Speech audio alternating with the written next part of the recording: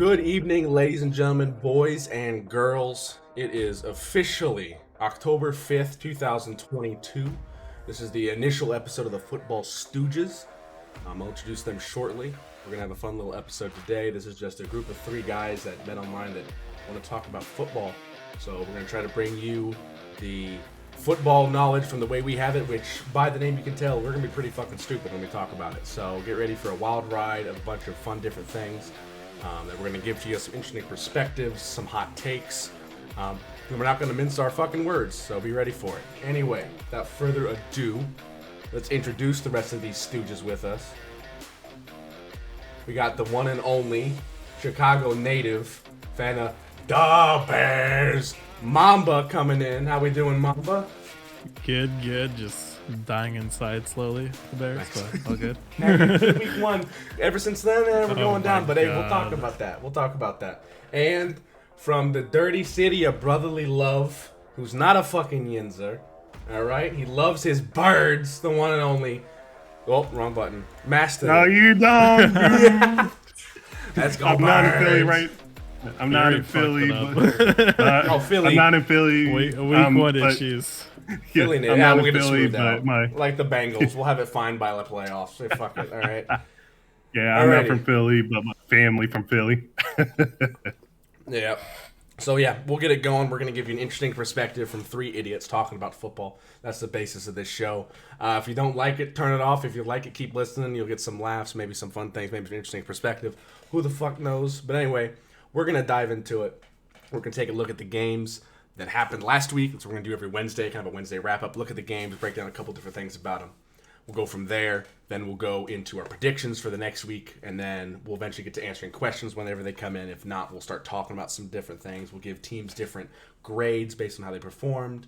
So yeah, we'll start keeping tally of what people bet on each one, and we might come up with some victory or loser penalties for whoever picks the worst or some shit like that. I don't know.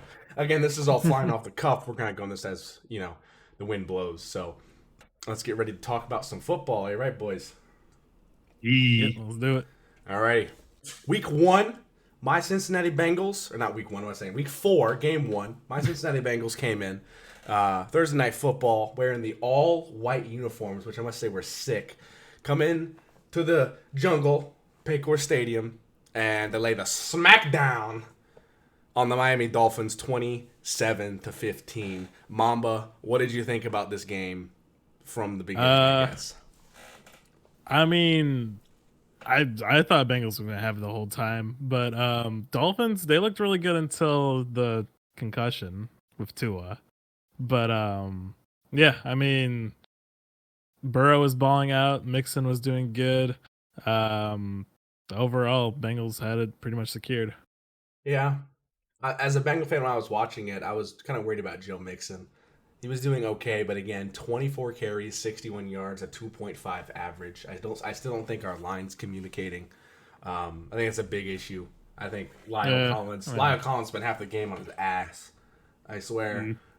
Like Karras and Kappa are kind of getting into it, but Lyle Collins is on his ass every damn play, it seems like. So, yeah. Yeah, it does seem like since the beginning of the season, just the Bengals O-line has been rough, even though you made upgrades, but somehow downgraded.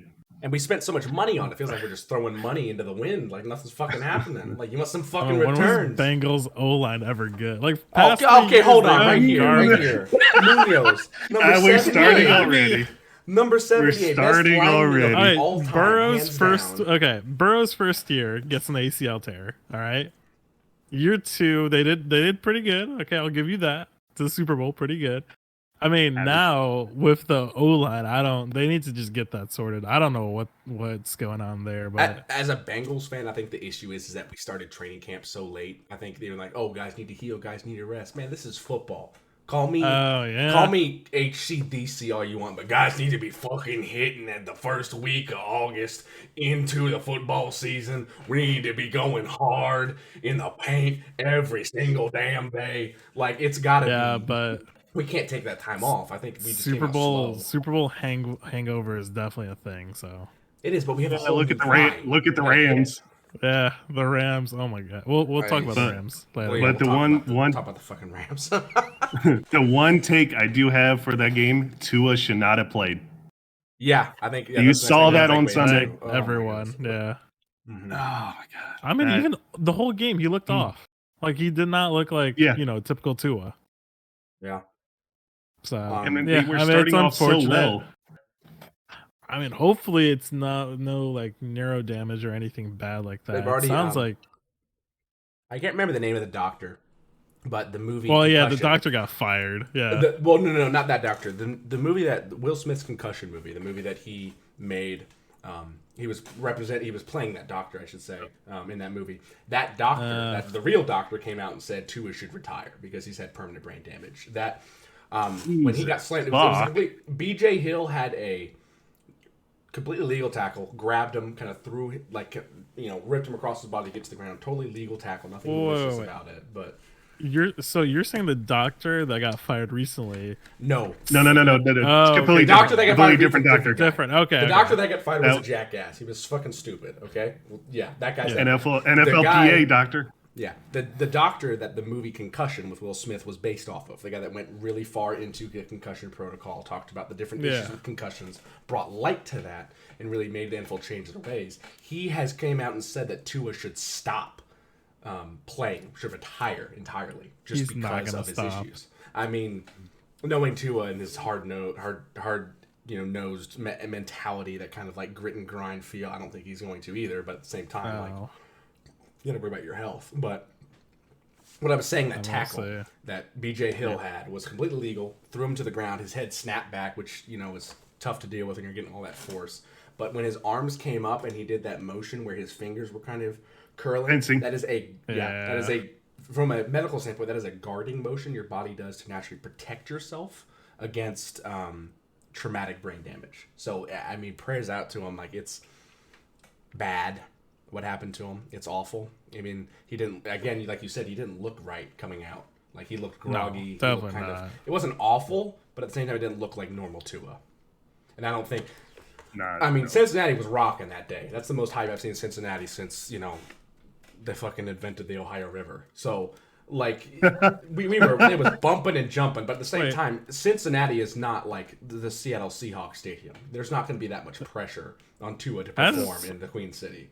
So, I mean... Has Tua talked to media after that whole incident? I think he had one today. He talked to media, I think, today, and he said he's like working back to it. But again, for the Dolphins, I think if we move on from this Tua situation, Teddy Bridgewater's a backup, not fucking bad. I'm gonna be quite honest with you. That's a pretty good fucking backup. If I'm gonna be entirely honest. And it's not like they don't have receivers. They got Tyreek Hill. They got his QBR Waddle. Like, look at this. Look at this right here. It's a 16-yard average. That's a 16-yard average. I have Tyreek on my fantasy team. He gave me ESPN PPR 25.9 points. Like, it's fucking nuts. Yeah. And then, I mean, Jalen Waddle under only 2 catches. Mike Gesicki, who's good, he's good for like 3 or 4, kind of underperformed. I think Waddle, but I think Waddle got hurt though, if I'm not mistaken. Waddle was hurt coming in, and he did have a tweaking injury, so that could have contributed to it. So yeah, it was a bad day for the Dolphins. But again, I think the biggest thing you're going to look at here is the impact that Xavier Howard had on the Bengals offense as the cornerback for the Miami defense. If you look at Jamar Chase here, that's 4 receptions for 81 yards. Not bad, but at the same time, that whole game he was jamming him at the line, really preventing him from doing a ton of stuff, and that meant someone else had to take the lead, which, again, because the Bengals have the deepest wide receiver core in the league, and I'm going to die on that hill. They have the deepest wide receiver core in the league. They did great. So, I mean, you saw, T. Higgins with 7 receptions, Jamar with 4, Tyler Boyd with 2, Hayden Hurst with 3. Even had Wilcox getting a couple, and then Mixon getting a couple dump passes here and there. So, I mean, you might have the deepest receiving core, but you need to protect your quarterback if you want to hit those targets. I mean, I think we'll get there. How many dropbacks and sacks did he have? Burrow. Burrow had no sacks. There were no sacks against Burrow this game. Oh, no sacks. Oh, I thought you had one. Okay, I might be thinking of something else then. Were we thinking about Tua's Yeah. sack that put him into concussion protocol? I think there was one. I think there was one sack maybe called. I don't know. Huh. I thought there was 0, but Yeah. it wasn't a huge factor. Yeah. 1 is a lot better than 9. I'll tell you that much. Fucking hell. Yeah. I also want to point out, I think Logan Wilson had an amazing game. I still feel like he's one of, this might be the homer in me, but I feel like Logan Wilson's one of the most underrated linebackers in the entire league. Day in and day out, he's great. He's a great coverage linebacker. He moved from safety to linebacker throughout college, so I think he's a huge asset. And I still think our pass rush is really lacking. Trey Hendrickson with 0 tackles, 0 sacks, only 2 hits on the quarterback, and then Sam Hubbard had a couple tackles, but again, no sacks. I think our pressure needs to step it up a little bit. We'll come around. I mean, the core is still building on the defensive side of the ball, but yeah, I mean, last year Bengals defense was pretty goated. Like they were pretty good. Your secondary is still good. Like I think if you take out Eli Apple, take out Eli Apple. Eli Apple's he mounts off a lot, but at the same time, like he's good for a couple really shut down plays. Like every once in a while, Eli Apple's like, oh, he's pretty good, and then you're like, why the fuck is this guy in the league? The next play he gets like mossed by the fucking repairman looking, Cooper Kupp in the end zone. The fucking whoa. We're getting salty here. Oh yeah, I'm fucking hurting. All right. Anyway, let's move on from the Dolphins Bengals. God damn. What's going on? We gotta talk about the London game. The London game. Alrighty. We're just gonna go down the list, I think. It's the best way to do. Oh, yours is not in order. Okay. It's in a weird order. But anyway, we're gonna get through all the games. Biggest thing. In the words of Skip Bayless, how about them Cowboys, baby? 25-10 against the Washington Commanders, which I mean that might be equivalent to beating like San Diego State at this point. Yeah, like Colorado. The biggest thing I'm taking away from this game, Cooper Kupp. 2 things, or Cooper Rush, Cooper Rush, is going insane. And the other thing is that Ezekiel Elliott looks fucking awful. I hate to say it, but like I think feeding Zeke has gotten him to be morbidly obese because not that he is, but he has been slow off the line every time. 2.6 What's his age? Average. Ezekiel Elliott. Yeah, how old is Ezekiel? 27. 27. Oh wow! Now he's. But he should not be dropping how much is he getting paid? A good amount. He dropped hard before the average 30 for running backs, if I remember correctly. Yeah. I mean, he had 3.8 yards a carry with only 1 touchdown. I mean, he had 2016 to 2019, if I remember. Like he was like the guy for overall for all the running backs in the league. But lately he just kind of just fell off. It's taking the bag probably. I don't know. Yeah, I mean, that O line was still good. I think this year they're still good. They still have Zach Martin. They still. And was it Smith? What's his first name? Smith. Tyron. Tyron Smith. Yes, Tyron Smith. He's still great. They still have a great O line. Dallas always has a great O line. For some reason, I don't know how, but they do. So if you were to put Ezekiel Elliott on the Bengals, let's say, swap him for Joe Mixon, he wouldn't be getting shit done. I don't think he would be averaging a yard, if that. I mean, because the Bengals line is still struggling at this point. Or if you put him on the Falcons, maybe the Bears. Bears. We'll get to that later. Yeah, we'll get to the fucking. What a one thing I kind of think in a minute.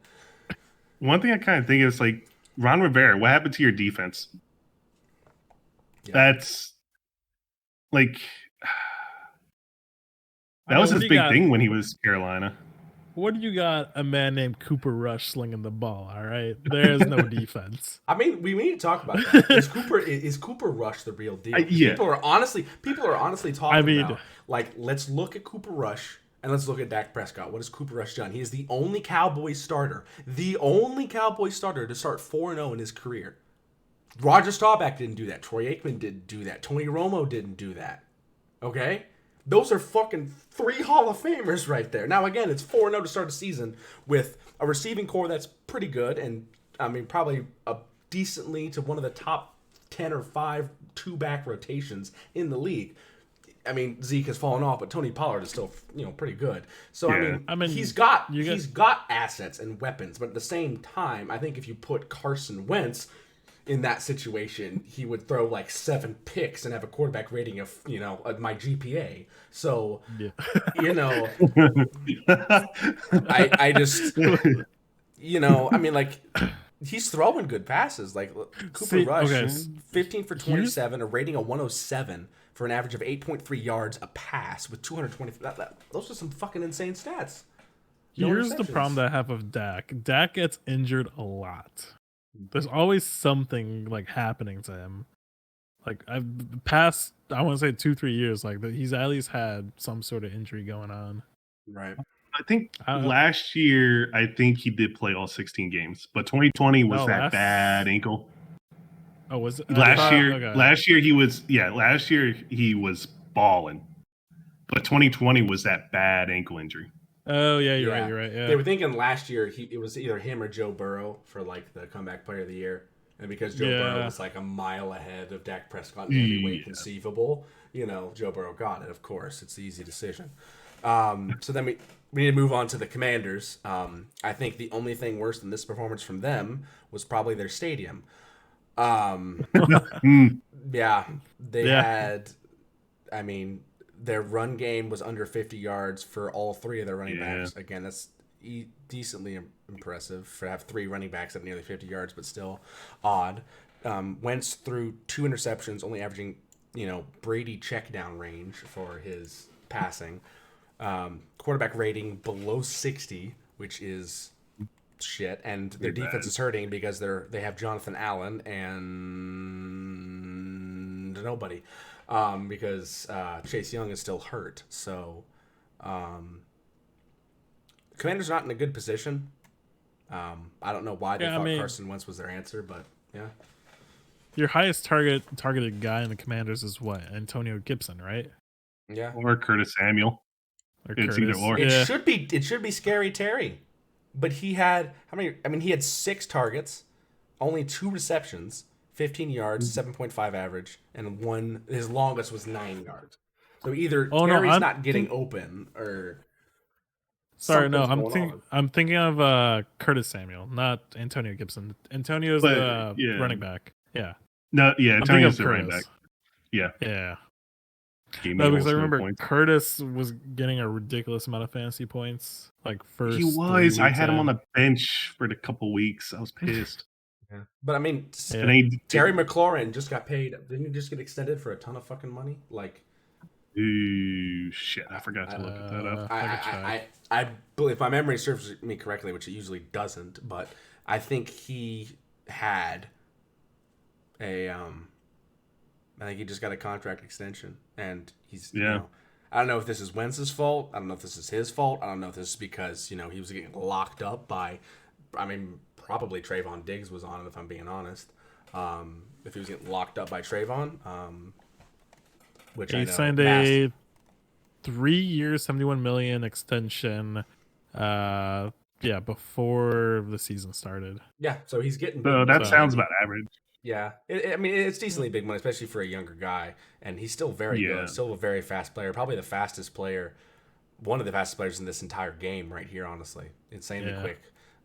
But yeah, something like, he's not getting enough touches or he's getting shut down, so either props to the Dallas defense or Rivera's got to figure out what the fuck's going on with his offense. It's my takeaway from that. You got Carson fucking slinging the ball. Yeah. He tries to play hero ball. Things. Is it just me? Yeah. Does he look awful in the Commander's uniform? It's the redheadedness mixed with the Commander's uniform. It's just like because you always see him in a fucking the Commander's uniform looks like shit anyway. It does. So it does. Their former uniform, I thought, had a better color scheme to it. Obviously, they had to change the logo and everything, just because of the issues that were around it. But at the same time, I'm like, if you could have just kept the uniform style and then just changed the logo, it would have been fine. But then they went to these like new, just like blocky looking uniforms with these vibrant colors and maroon. as their normal. They need to go to Virginia. They need to make a new stadium. They need to rebrand the team. They need to fucking do a lot of things. So let's just. Well, here's how you fix that. Get rid of Dan Snyder. Yeah, but that's all. Good fucking luck getting rid of Dan fucking dickhead Snyder. Yeah, I know. All right, the government's out for him, and he's eluding the government. You think Roger Goodell's gonna do shit? He was outside at off the coast of Corsica in his fucking private yacht with like a fucking swimsuit on. Like, you're not gonna give me this slip of paper that could tell me to see court. Yeah. All right. Yeah. So London game. The double doink. The double doink. The game that Queen Elizabeth missed. Because she died. Oh my god. She died before this happened to not witness this atrocious game. But honestly, it wasn't that bad. Dude, I'm embracing the double doink from this game, dude. Double doink. He's removing the double doink. Chicago can finally breathe. Dalton. My boy Andy Dalton comes out, only misses 8 passes. Those were 263 yards with a 108 rating. Absolutely shows Kirk Cousins up. But again, the Vikings end up getting the win, 28-25. Saints again try to tie it. Went for the kick, doinked off both uprights. So yeah, that was a 61-yarder though. It was tough. Bomb. That there's only he made a 60-yarder earlier. He made a 60-yarder too. So it's Will Lutz, right? It's Lutz. Yeah, Lutz. Yeah, Will Lutz 1 for 2, long with 60. Yeah, so he hit 60. Yeah. So one thing I'd say about Minnesota, they made a clutch kick. Minnesota. Wait, what? Yeah. Yeah. But again, I think we really need to talk about Justin Jefferson kind of bouncing back. Kind of had some bad games. Again, no touchdowns, but at the same time, 147 yards, 10 receptions, a 14.7 average for his catches. A 41-yard catch is his longest. Again, an amazing deep threat that Kirk Cousins can still hit with some efficiency. I think after this game, I think the Minnesota Vikings are kind of calling the, Saints and seeing if Dalton's still available because he did a great job. Another thing is we're looking at the New Orleans rushing. Alvin Kamara is still out, which hasn't seemed to affect them terribly because even though they've lost a lot of games, they've still made up some of the rushing impact that he's had because he wasn't a huge rusher. He's kind of more of a Christian McCaffrey archetype, catch the ball and go with it from there. But he's still definitely, negatively impacted the team in a way. Yeah, I mean, also Austin Eckler kind of type because Eckler does a lot of. He catches a lot. He barely rushes that much. Yeah, that's also the style of offense. Again, I think the new Saints offense is really starting to hamper on Kamara's style. Yeah. But again, if you look at a lot of the stuff going on here in the receiving column, I think the biggest surprise was Jarvis Landry. Brought him in from the Browns, where he was doing very well as not a backup, but like a wide receiver 2, maybe wide receiver 1 on certain days. He goes out and he only gets 2 receptions for 3.5 yards, which is, I think. This one's interesting. He regressed a lot. Yeah. After one season. I don't know what's going on with Landry. Because in the Browns, he was the go-to guy. Oh, yeah. I remember watching. I fucking hated watching Jarvis Landry because he would, dot up Eli Apple. I was like, fucking hell, man, come on. I kind of look. It's like he only has 2 targets too, so he was covered. Yeah, that's what it seemed like. Covered. The Minnesota defense is a good defense. I think it's just because of their pass rushing. I think it's a big thing with them. Again, it looks like they only had 2 sacks on the day, but they did have 5. I think this is pass deflected. I believe is PD. I think so. Big number there, 5. That's a great number for that, and 3 hits on the quarterback. So definitely Dalton was still feeling it, but again. Dalton completely unfazed, threw 0 picks, had 20 for 28, and still ended up losing somehow.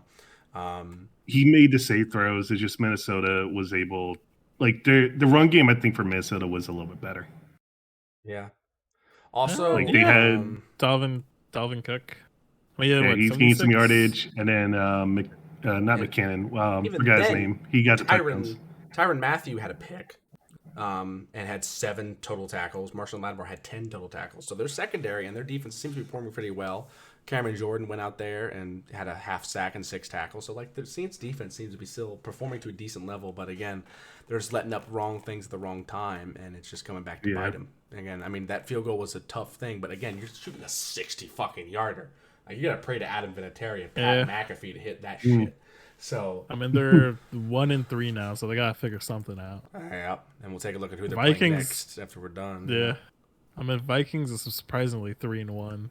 I think, Even honestly, though they're like very mediocre. I think they're gonna win the North. You think? I think they're gonna win the North. I think the Packers can still throw some stuff at you, but at the same time, Bears, sorry about it, they ain't doing shit. Lions, they're still figuring it out. I knew that. So, like, but I think it's gonna be, when we get to Lions, it's gonna be Lions, Bears, Packers, Vikings. But I think the Vikings will be just ahead of the Packers. I think it'll be a close race between those two. But a big difference between the Lions and the Bears. I hate to say this, but I honestly think the Packers are gonna win again. I mean, once they figure it out, their defense is great on paper, but it's looked bad. Their defense is like how many yards did they give Justin Jefferson in week? What was that? 1 or 2? Like, we'll talk about their one. Yeah, I can't go if on week 1 stuff because. True. I mean, we'll talk about the New England game with the Packers. So. Fucking third string quarterback. Here we come. Anyway, Zappy. Let's move on from the London game. Get back to the Gold USA. Browns Falcons. I did not watch this game. Yeah, I was able to see a bit of it. It was tough to watch. Okay, that much. Actually, thoughts on Mariota? Bridge QB. He's been a couple of years. He's been like backup for a while.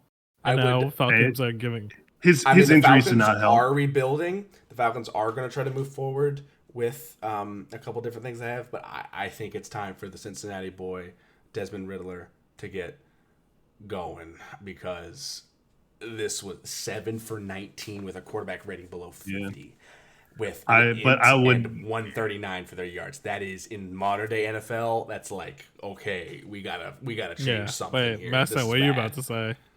I would not put Riddler in just yet, because you don't want to throw him into the fire. You want him to be on the bench to learn the game, not really get hurt, because they're rebuilding. They're not going for they're not expecting to win. You want to rebuild, but at the same time, you want to get your new quarterback, your hopefully franchise quarterback, that's guy that's been at Cincinnati since fucking Julius Caesar crossed the Rubicon. You want this guy to go out there and get some experience, and you're not going to have it with Marcus washed up Mariota getting a QB rating of 41.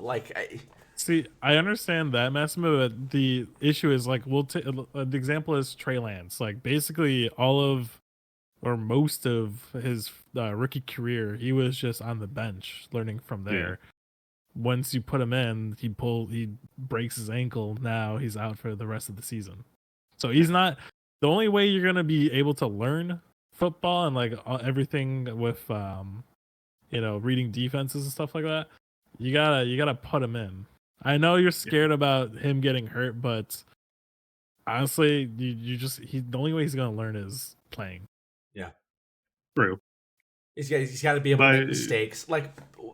Peyton Manning's first season was awful. It was atrocious. It was one of the worst first seasons we've seen in football history. The guy goes on and probably is a top 5, if not a top 10 quarterback in the NFL of all time, right? At the end of his first career. Ballot Hall of Famer. Oh, first ballot Hall of Famer. Has Omaha's and basically synonymous with him. Has a forehead larger than fucking Will Ferrell's. He's got Papa John's on his back. Yeah, he's got everything going for him. So, I mean, my one thing with the game itself, they're relying on Chubb and Hunt for the rushing, and if you stop them, Jacoby Brissett's not going to do that much. Right, but stop him. How are you going to stop him? Falcons I mean, 118. You call 118 yards on 19 carries for Nick Chubb? Oh, okay, yeah. The Browns have one of the best offensive lines in the nation. I think it's right there behind the Eagles and maybe behind the Buccaneers, but they have some Wyatt Teller. If you watch film of Wyatt Teller, the only scarier guard in the league other than Wyatt Teller is Quentin Nelson. That guy I watched Teller at Virginia Tech. Yeah, he's insane. I watched him of a man that can move as quick as a fox and slam you into the ground. It's disgusting. My alma mater. I watched him. Yeah. So I mean, they're getting production out of Nick Chubb. They're getting production out of Kareem Hunt. They're having that modern NFL 2-back rotation, which is keeping both backs more healthy for a longer period of time, giving them more touches and more yards. And then you had David Njoku go out and give a 73-yard performance. Yeah. Again, I think the average yards for Jacoby Brissett was in that mid-range, that 6.7 to, that range of shorter passes, but not like check downs and not long passes. He was throwing mostly normal passes, had some deep passes again to the Michigan alma mater, Donovan Peoples-Jones, and a couple different passes to different players. But again, David Njoku was doing great for them. On the flip side, talking about another tight end, Kyle Pitts this season, especially this game. He has not done much. Yeah. They haven't used him much. Yeah. I mean, I think the other thing is that teams know that he's the only like A-tier receiving option for the Falcons. And so they're blitzing against Mariota, which is getting Mariota frustrated. Yeah. They're covering Kyle Pitts hard as best they can because, again, he's a freak of nature. He's a tight end that is built like Randy Moss. Which I think it's also Falcons have been in a way. But I mean, the Falcons for the past 4 weeks have been targeting Drake London the most. From what I've seen. He's good. I will admit that he is very good. Yeah, like Drake London is balling out there. Like and Cordero Patterson is a good running back. Yes, he didn't have that great game. He also got hurt too, so he's out. Yeah, that is true. He did get hurt. Yeah.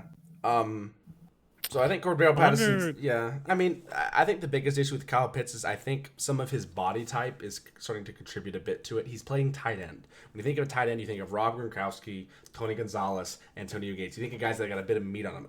Kyle Pitts is a little thinner. He's tall, very tall. Don't get me wrong about that. He's an athletic. He's quick. He's fast. But at the same time, I think in certain situations he might even struggle to body up a cornerback. Certain cornerbacks are getting a little bit bigger in the NFL. And it's going to be a lot harder to kind of body them up like you would body a Darrelle Revis if you could, because he was a little bit shorter. If you look at some of the taller cornerbacks in the league nowadays that are going to really like Trayvon Diggs or Chidobe Awuzie, they could really give Pitts some trouble because they're a bit stronger than your average smaller cornerback like a Darius Slay or a AJ Terrell, So I think... Honestly, I think Pitts should make the change to wide receiver. I know it sounds weird. I know it sounds odd. But at the same time, I don't think he's going to be any efficiency blocking for you. I think his best thing is going to be receiving. I think he should stick to that. So why not play him at receiver? If you're not going to... Tight ends, I'm an old head. I like running the football. If a tight end's not going to block, why the fuck is he on the line? Move him out. Get some big-headed brute motherfucker that's just a little too short to play O-line to get me that position and have him crack down on the D end. Give me Kyle Pitts at wide receiver. That's my 2 cents. I think the future looks bright for Falcons if Raylor actually develops too. So it's not terrible for him. The defense is actually kind of holding. Yeah, it's a really. If you look at this, look at the amount of people that had tackles on their defense. A lot. So they're really contributing around. They're playing good team defense. AJ Terrell, who's their best defensive player, didn't really have anything. I don't know what his comparative stats are. But I think he's one of the better cornerbacks in the league right now. Really, if not that, a very good up-and-comer. So, yeah, that's the Browns-Falcons. A bit of a rough game to watch, but again, Falcons make it out of there with the win. We'll move on to the Seahawks and the Lions. Oh, boy. Hey, look, it's a Big 12. Dude, there was no defense on both sides. This is so bad. But we have to talk about Geno Smith's game. Again, 7 missed passes, but no interceptions. 23 for 30, 320. 2 TDs, and a quarterback rating of 91.3, which isn't, No, you looked at it 132. I mean, 132. Oh, QBR. Sorry. That's rating. QBR of 193. Or sorry, not 91. 91.3. So, yeah, he had a great game. Still missed a couple passes, but at the same time, he got missed passes. Yeah, he is on pace. Right, he's still on pace of being better than Russell Wilson right now with the Broncos. Oh no, he is. Yeah, he's doing great there. Throughout 4 games, he's doing way better. Which is baffling to see, honestly, because we expected the Broncos have so many primetime games because everyone expected them to be great. Now they're starting running backs or their second string running backs out, and their defense is not looking as great, and their offense is looking like Russ is trying to cook a, beef Wellington and ends up cooking cereal with, fucking water for the milk. Like, letting Russ cook right now is looking awful. I do have a stat here. So throughout 4 games, Geno Smith has a 77% completion rating, and Russell has 61%. Difference of so there's 1,000 yards on Geno, 980 yards on Russell, 6 TDs from Geno, 4 TDs from Russell. So, I mean, stat wise, Geno's doing better. Yeah, and which is I don't think people expected that at all, especially on the Seahawks, which were a team people were expecting to be, getting first a very round high draft pick. I mean, hey, you got. I'll get to the Broncos when we get to Broncos. I could say some stuff about the coach. The Seahawks' back office are, what's the word? Front office. Front office. Sorry, back office. IT legal. I'm in IT, so there's front office and back office. So, but yeah, no, the front office for Seattle, they must be fucking pumped with this currently with Geno and the production he's creating. Or Pete Carroll trying to save his job. Let's say they tried to stick with. Let's say it's 31. So not great. I mean, he's not the future. That's for sure. No, But if Russ was still with Seattle, I think they would probably not have a good time at all. They want to get rid of them. How old is Drew Lock then? Seattle want to get rid of blanking. Seattle wanted to get rid of Russell. No, they needed to move on. They have this burly ass motherfucker DK Metcalf running around the field looking like a damn weightlifter. So they want someone to throw the ball. Just did not help that Russell there was no offensive line for a couple years after their Super Bowl. That did not help at all. Yeah. And you have Rashad Penny going off. Because you have Tyler Lockett's 30, so you're not going to get an insane more years. Maybe 5. 3 of those might be prime. DK Metcalf, on the other hand, is 24, and this guy eats nothing but Skittles and coffee. So he's going to be in his prime for another 10 years, it looks like. I still can't believe that. Yeah. Fucking that's hilarious. Add 5 more for the Skittles. Oh my god. Yeah. Is Detroit still have the streak going for a touchdown every quarter? Or did that actually ended that game? I don't know. All I know is that TJ Hawkinson is him. Look at that stat line. 8 receptions, 179 yards, an average of 22.4 yards, 2 touchdowns, an 81-yard longest reception with 12 fucking targets. Yeah. Yeah. 35 fantasy points. Was working. Yeah. Their run game was running too pretty good. With, remember Jamal this? Williams. Remember how many points they scored? This is without Amon-Ra St. Brown. I don't know. Oh, yeah. Insane. And DeAndre Swift. Swift's not in. Who else? Jared Goff wasn't terrible. Threw 1 pick. Was 26 for 39 with 378 yards. Again, defense was gone in this game. Optional. Optional. And then to top it all off, you had Jamal Williams run for 108 yards, but on the flip side, you had Rashad Penny running for 151 and Geno Smith running for 50. And then not to mention the rookie out of little brother MSU, Kenneth Walker III, rushing for 30 yards. So Goff is not that bad. He's very average. He's streaky. I would say he's the modern equivalent of what Joe Flacco was, and he might have that one Joe Flacco season where you're just holy shit, this guy's the next coming of Tom Brady mixed with Peyton Manning, because Flacco had that one season when his efficiency was a fucking machine. That Super Bowl year. Yeah. So, I mean, just their defense. That's their defense needs work. Who's their defensive coordinator? Like the Lions. I don't remember. Probably just got fired. What is that man was out of a job. HCDC came into his fucking office. Dan Campbell, the Dan plan. Just came into his office. He ate his kneecaps. He ate his kneecaps. I saw clips of. I'm right. Look here, you curly ass motherfucker. If you let up another 48 goddamn points against Seattle, I will have your ass hung from Detroit Center. I'll tell you what. Kneecaps is eating ass. Oh my god. We're going there. Okay. Yeah, no, but know Detroit's that. defense, like I was looking clips, just watching clips, and there's just so many blown coverages Oh, left and right. I mean, both sides were bad, Yeah. but like, come on. They have one of the highest points scored in the league currently. Yeah. And they are still losing games. They're 1-3, which is I'm happy to see Aiden Hutchinson is really panning out to be pretty well. He's not doing phenomenal. He's no Michael Strahan right now, but he's definitely doing very well. So I'm happy that's panning out. He's a rookie. Yeah, he's a rookie. He's doing decent. He's like hometown too, so it's like big hometown presence. It was a great pickup for him. Oh yeah, and I think Kenneth Walker III is going to start getting more touches here and there. They'll start bouncing him and Rashad Penny a bit, especially after he's coming off that injury. But Kenneth Walker III could be I remember watching him. I'm a Michigan fan. Watched Michigan State. I'm a lot, just hoping they'd lose every game.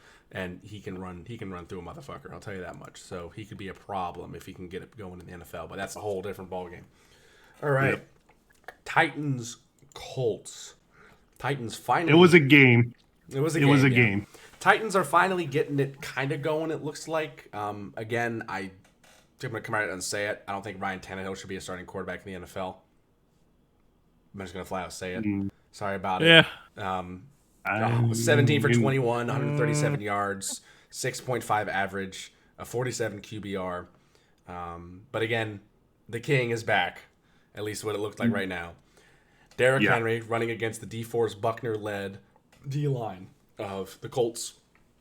Ran for 22 carries, 114 yards, 5.2 average with a 19-yard longest run and 1 touchdown. And he was the only one that really carried the ball. Everybody else was minimal. Ryan Tannehill had like sacks and. How long has Tannehill been with Tennessee? 4 years now, right? Yeah, 4 or 3 years. Like he's played a lot. He played for the Dolphins for a long time, so he's 34 years old. Yeah. I don't think it's the. I mean, but he's been there at least 5 years. Where do I see his? Go to stats. Yeah.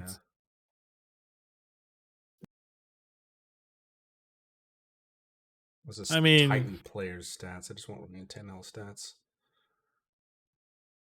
Wait, no. If you just click on stats, there. No, not bio. Wait, go back to stats. Yeah.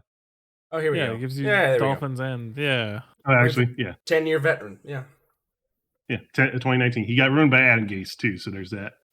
Yeah, this right here is scary. 13 interceptions his first year, 17, 12, 12, 12. His first year not having double digits was 2018 with the Dolphins. Then went to Tennessee next year, 6, 7, 14 last year, and now has 3.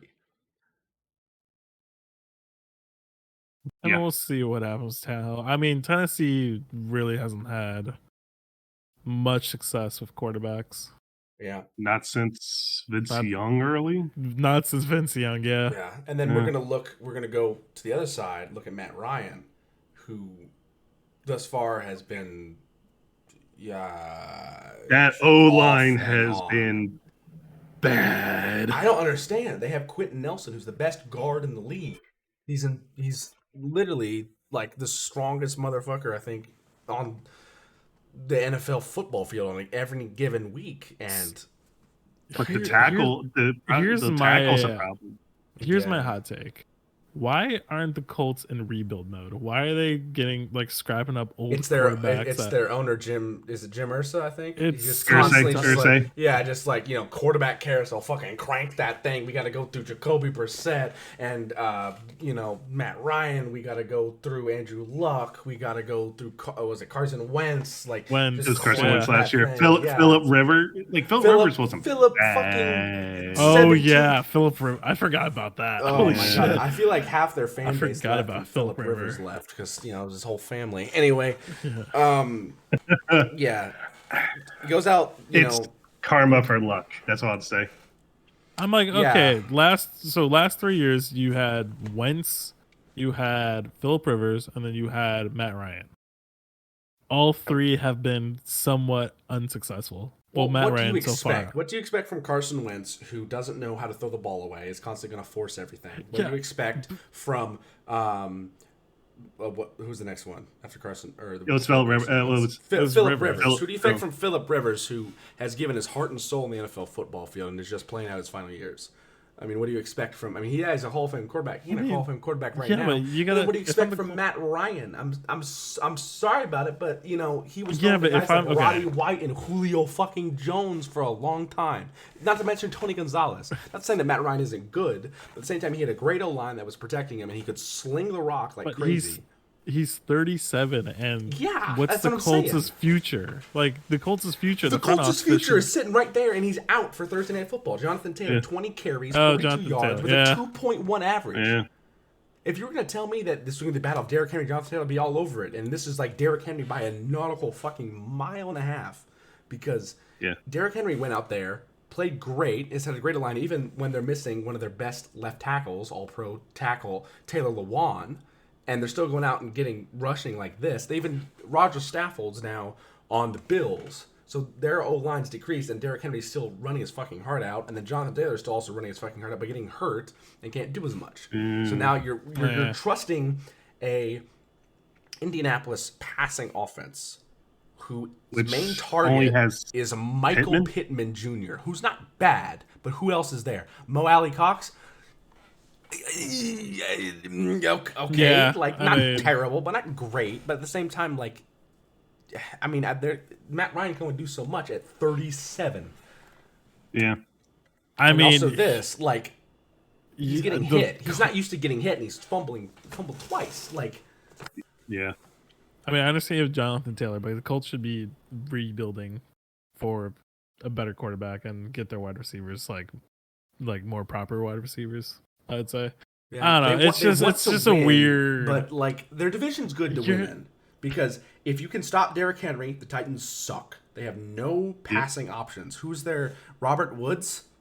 Are you scared of the third option on the former Super Bowl champion St. Louis Rams or L.A. Rams? Yeah.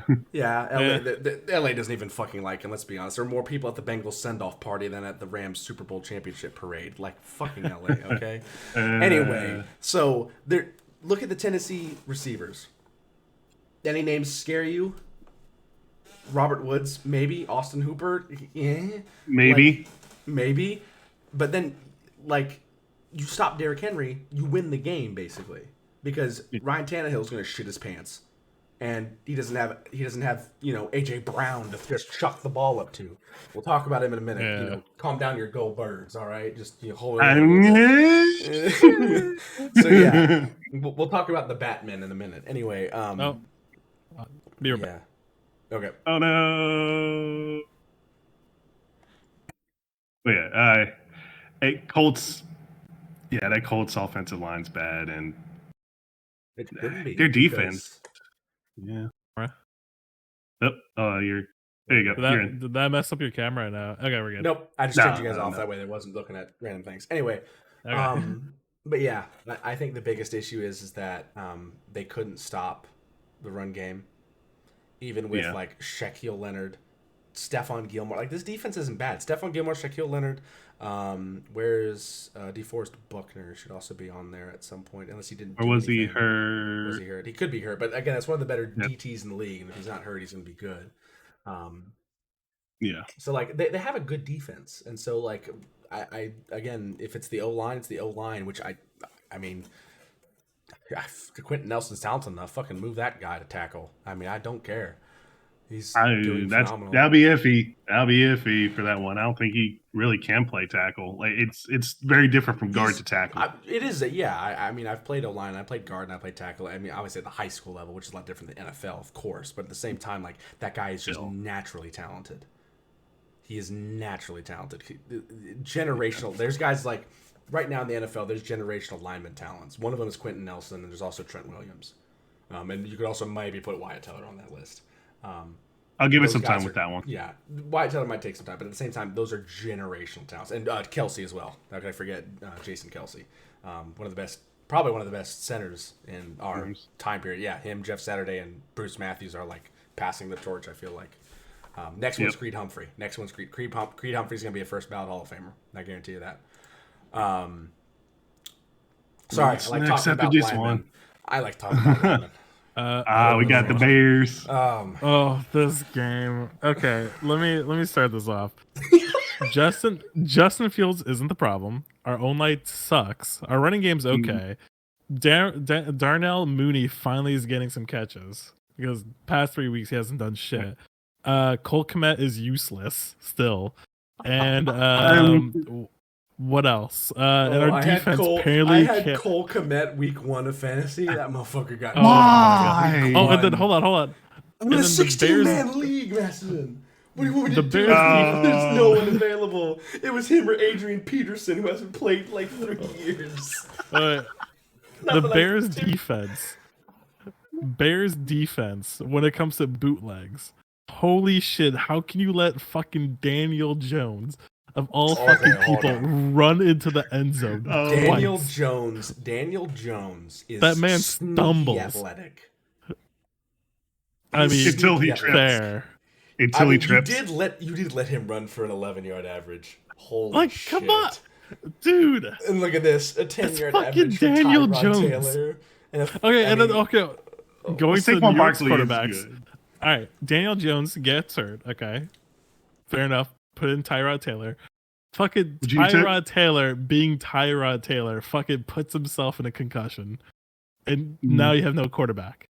And Saquon Barkley's playing Wildcat, or if you can even call it Wildcat. You put just Saquon direct snapping it and just like, I'm going to put the team on my back and just waterboard. And guess what? The Bears couldn't figure that shit out. Look at this. I'm going to bring this up. Look at their Oh receiving. No receiver had more than 3 receptions except for Daniel Bellinger, who had exactly 3. Yeah, because 2 of the touchdowns were Saquon from Barkley. fucking Daniel Jones. Saquon Barkley. Look at Saquon Barkley. He had 2 receptions. But that receiving, that rushing though, It's just the 1985 Bears where we run the football 97% of the time. You know, all New York was doing was feeding Saquon and literally running bootlegs for Daniel Jones to just run to the end zone. It was broke. Don't fix it. Yeah, but the Bears defense needs to adapt. Like, what the fuck is going on there? Who is on their defense that can adapt? Who? I don't fucking... Do you know any of these names? Like Robert Quinn, maybe? Eddie Jackson. Robert Quinn? Rokon Smith. Eddie Rokon? Rokon, yeah. I think they probably got squad. I'm gonna be honest with you. Like, this is not one of the worst defenses in the NFL, but it's getting close. Okay, they do not have many names to go off of and many key players. They might want to put right here, and for Joe Thomas, they might want to put in the Bears. It's a new defense, but real quick, let me go back to the Bears offense. Matt Eberflus. I don't know why, but he's playing so like I want to say passive. Like he's not aggressive at all. Like in his play calling. Eberflus is a coach. The head coach. Bears coach. Yeah, no, that's what I'm saying, head coach. I don't know who the you have a good run game. Like Khalil Herbert is good. Yeah, it's okay, it's good, but it's not like Saquon Barkley level of like, I know, but your offensive line probably doesn't help too. He's not keeping just skills. I don't think Saquon Barkley is once in a lifetime talent, but he's still very good. I mean, if he keeps up the production he has this year and doesn't get hurt, I definitely think there's Hall of Fame in the question just because of what he's doing game in and game out. But again, this is very fucking early. I'm going to be quite honest. Actually, I don't know. But I think it might be Bill Lazor doing the play calling for the offense. I don't know. But the Bears need a new stadium. They need a new defense. And they're going to Arlington. All right, it's closer to me, which is great. Arlington Bears. All right, the McCaskies. This is where a lightning strike hits. Those tailgates are gonna be great in Arlington because there's actually really early to look at the NFC East in this like right hand, or at least to my right side. But again, why the fuck are they good this year? This used to be the worst division in football year in and year out. Sorry about it, but I'm not disagreeing with you. I mean the Cowboys would choke on their own feet every year. The Washington Commanders would be awful. The Giants would not know what the fuck they're doing, and then Philadelphia would somehow stumble into an 8-8 record, or an 8-7, or 8-9, or 9-8, and win the division. Or but something, the Giants. So the Giants being 3-1, they've played who? Titans, Panthers, Cowboys, Bears, and they lost to the Cowboys. I mean, they're wins. I am not sleepy on the Giants because Dabble actually has them playing. Like, if you looked at the Carolina game, they would have lost if they had Joe Judge or McAdoo as their coach. You gotta agree with me on that one. Yeah. But yeah, I mean, the NFC East, at least right now, it could all go to shit. Besides Washington, doesn't look half bad, especially since Philadelphia looks scary, which again, we'll talk about the Birds later. What you mean, the Eagles? Which is next. We're talking about them now. All right. That first quarter was scary. Yeah, that first quarter was scary. The 4-fumbler Trevor Lawrence.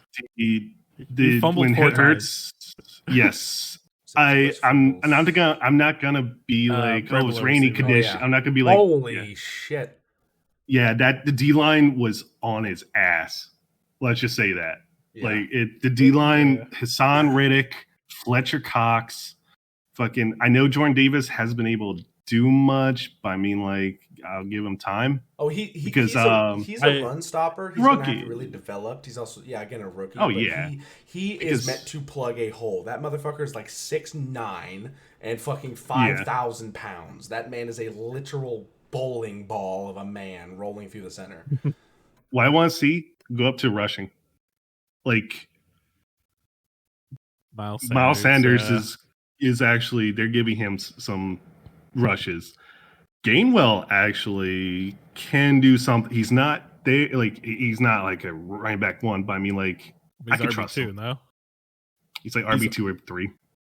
He's RB2 because Boston Scott's supposed to be RB2. No. Yeah. Jalen Hurts is RB2, also QB1. I think there's a lot of pressure on Jalen Hurts because if you look at honestly, his performance in this game wasn't great.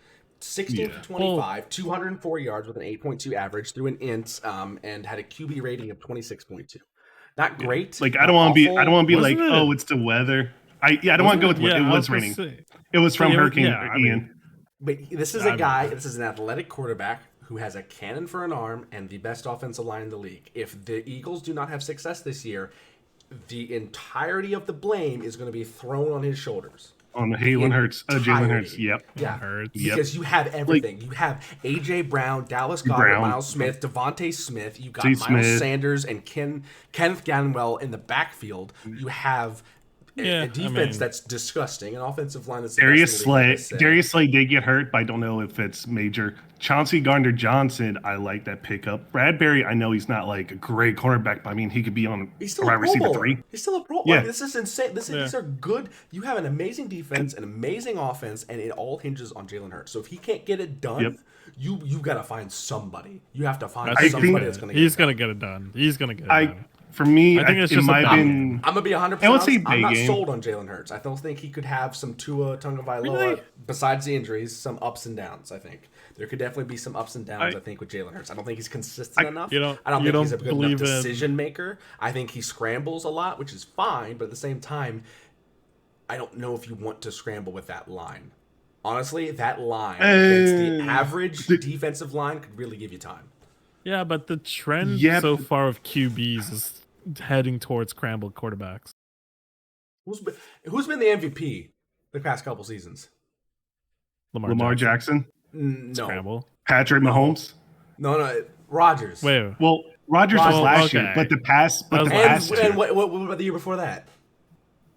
That was Lamar Jackson. That was Lamar. No. Rodgers, back-to-back. Rodgers got back-to-back. That's right. He was back-to-back. And then it was Lamar, and then it was Patrick Mahomes. Sorry, or something like that. Yeah. Again, right. Patrick is more of a Russell Wilson archetype of kind of moving around behind the line of scrimmage. Lamar Jackson's, play broke down. Fuck it. Run. Yeah. I mean, he's having MVP numbers this year too. So Yeah. I would say if this is the bad game, I could deal with it because It's not a Jaguars bad game. aren't You still won. Jaguars. That's something to True, talk but about. like, The Jaguars actually look kind of good. Trevor Lawrence is going out there, I mean, and he this had a is bad what game because he happens was when pressured. But I do want to talk about like, Jags, but keep on going, Maston. I'm about to say, why did you hire Urban Meyer last year? That's all. Yeah. Yeah. I know. Can you Like, believe? Can you believe at College Game Day, the Nebraska fans were chanting they want Urban Meyer. It can't get much worse in Omaha. Don't make it that much worse, please. But yeah, no. With the Jags, Peterson's not like Bill Belichick, but They are the most improved from last year. Yeah, They I would look. say I mean, it's fun watching them. Like I've seen a couple of games so far from Jacksonville, and Travis Etienne. they have a squad. James Robinson is still a good running back. Damn, like I wish I had Robinson as my I know this game wasn't great, Christian Kirk has not been worth the amount of money they paid. But he's not playing bad. Again, they paid him the salary of the U.S. wide receiver military, one, basically. For Yeah. his worth, which is still insane. It made every receiver $1 bajillion, which for me as a Bengals fan is concerning because Jamar Chase's contract is coming up in 2 years, and I'm. Oh no, your salary cap is gonna be fine for you. Like the salary cap's gonna go up still, but in 2 years. You guys don't. You guys don't use your money that much, anyway. So Well, we're using it now. We just spent $100 million, I think, on like linemen. Yeah, and you got a new facility, practice facility, A finally. new indoor practice facility. Yeah, going again. But Basically, it was before took it was you how all long? Paul. It was all Paul Brown and his family that were organizing everything, and now they brought in a GM from the Patriots who's like, "This is fucking bullshit. Give me the money. I'm gonna do it. You sit your ass back and watch." And he's now doing it, and people in Cincinnati are like, "Are we winners now? Like this doesn't feel like we want to be winners, but like someone actually driving the stake, and we're kind of." That's what happens when you spend the big bucks. I might have a hot take on this. Jaguars could win the AFC South. Ooh. They're leading. So again, Houston looks like they're tanking. Rebuild. Yeah, Indianapolis is oof. Tennessee Tennessee is all riding on. If you can stop Derrick Henry, you win the game. If you can't stop Derrick Henry, then you lose. So it depends on the other team. So Jacksonville does look good. I think they could win. Yeah. And if we look again, if we talk about the NFC East, Philadelphia's running that shit. Thoughts on Trevor Lawrence? Developing Give him still, time. but definitely He's developing. a jump up from last season. Definitely a giant jump up. Probably because he doesn't have a dickhead coaching him. So that doesn't kick kickers for no reason. Yeah. I mean, Burrow pretty much develops really quickly. Like year 2 is great. Trevor is probably gonna be year 3, year 4 in my books. That's what I'm betting. Oh, days of our Steelers. Oh boy, the Steelers ain't going to the Super Bowl. Rip. Rip the Steelers and Mitch Trubisky. Yeah, so if you didn't see, recently the Steelers have announced that Kenny Pickett is officially going to be their QB1 from here on out. Trubisky is now their backup after some of the problems he had. But again, Kenny Pickett goes out there on 13 attempts, makes 10 passes, 120 yards, 9.2 average, looks good, 3 interceptions. Yikes. One of the interceptions was not his fault. That was the receiver not catching it. But again, on paper, 3 interceptions is still rough. Quarterback rating of 28.3 and Mitch Trubisky with 7.5. Yikes. Typically, Chicago QBs end up as backups. So Rex Grossman, fucking Jay Cutler, Glennon. Glennon. Mike Longneck. Glennon. Fucking giraffe. Oh my god. Najee Harris actually was kind of slowed down, only 74 yards with a 4.0 average. He hasn't done too much. Like he's kind of also this year. Here's what Steelers fans say: get rid of Matt Canada, their offensive coordinator. Yeah, they want him out. He has been. They don't fire people over there. He's been drawing up some bullshit. Yeah. But that's the other thing I think I look at is that for some reason Kenny Pickett near the goal line is just Mike Allstott. 2 rushing touchdowns running through a motherfucker. So, I mean, Kenny Pickett could be the next Taysom Hill, maybe, but I don't believe his hands are big enough to catch the football. Who does Steeler have for wide receivers, really? Fucking NBA Youngblood. George Pickens. George Pickens. Claypool. I'm gonna say, if you have not seen the video of George Pickens one-hand catching against the Browns, I saw that. Yeah. Football. Oh my God. Yeah. Holy butterballs! That was. Are you looking that up now? Oh God. That was so beautiful. Just get the photo of the catch. You only need the photo. Yeah. Like just how he leans back. Yeah. God. Just pull that over. Oh yeah. Oh yeah. Beautiful. As a Bengals fan, this scares me. This deeply scares me. When I saw this Pittsburgh Steelers draft a guy in a fucking ski mask, bending over the TV, just like this the whole time, just like looking at the TV intently, like with some fucking like black Air Force mentality. I was like, they just drafted another Hines Ward, and he does this shit, and I'm sitting at my TV shitting myself like, God damn it, Emerson Jr. That's going to be Eli Apple.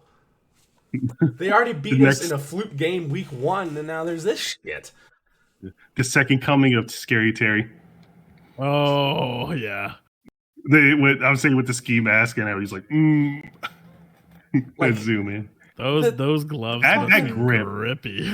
He is literally all the gloves are grippy, but that just parallel. the grip of his hand to do it though, just like how it.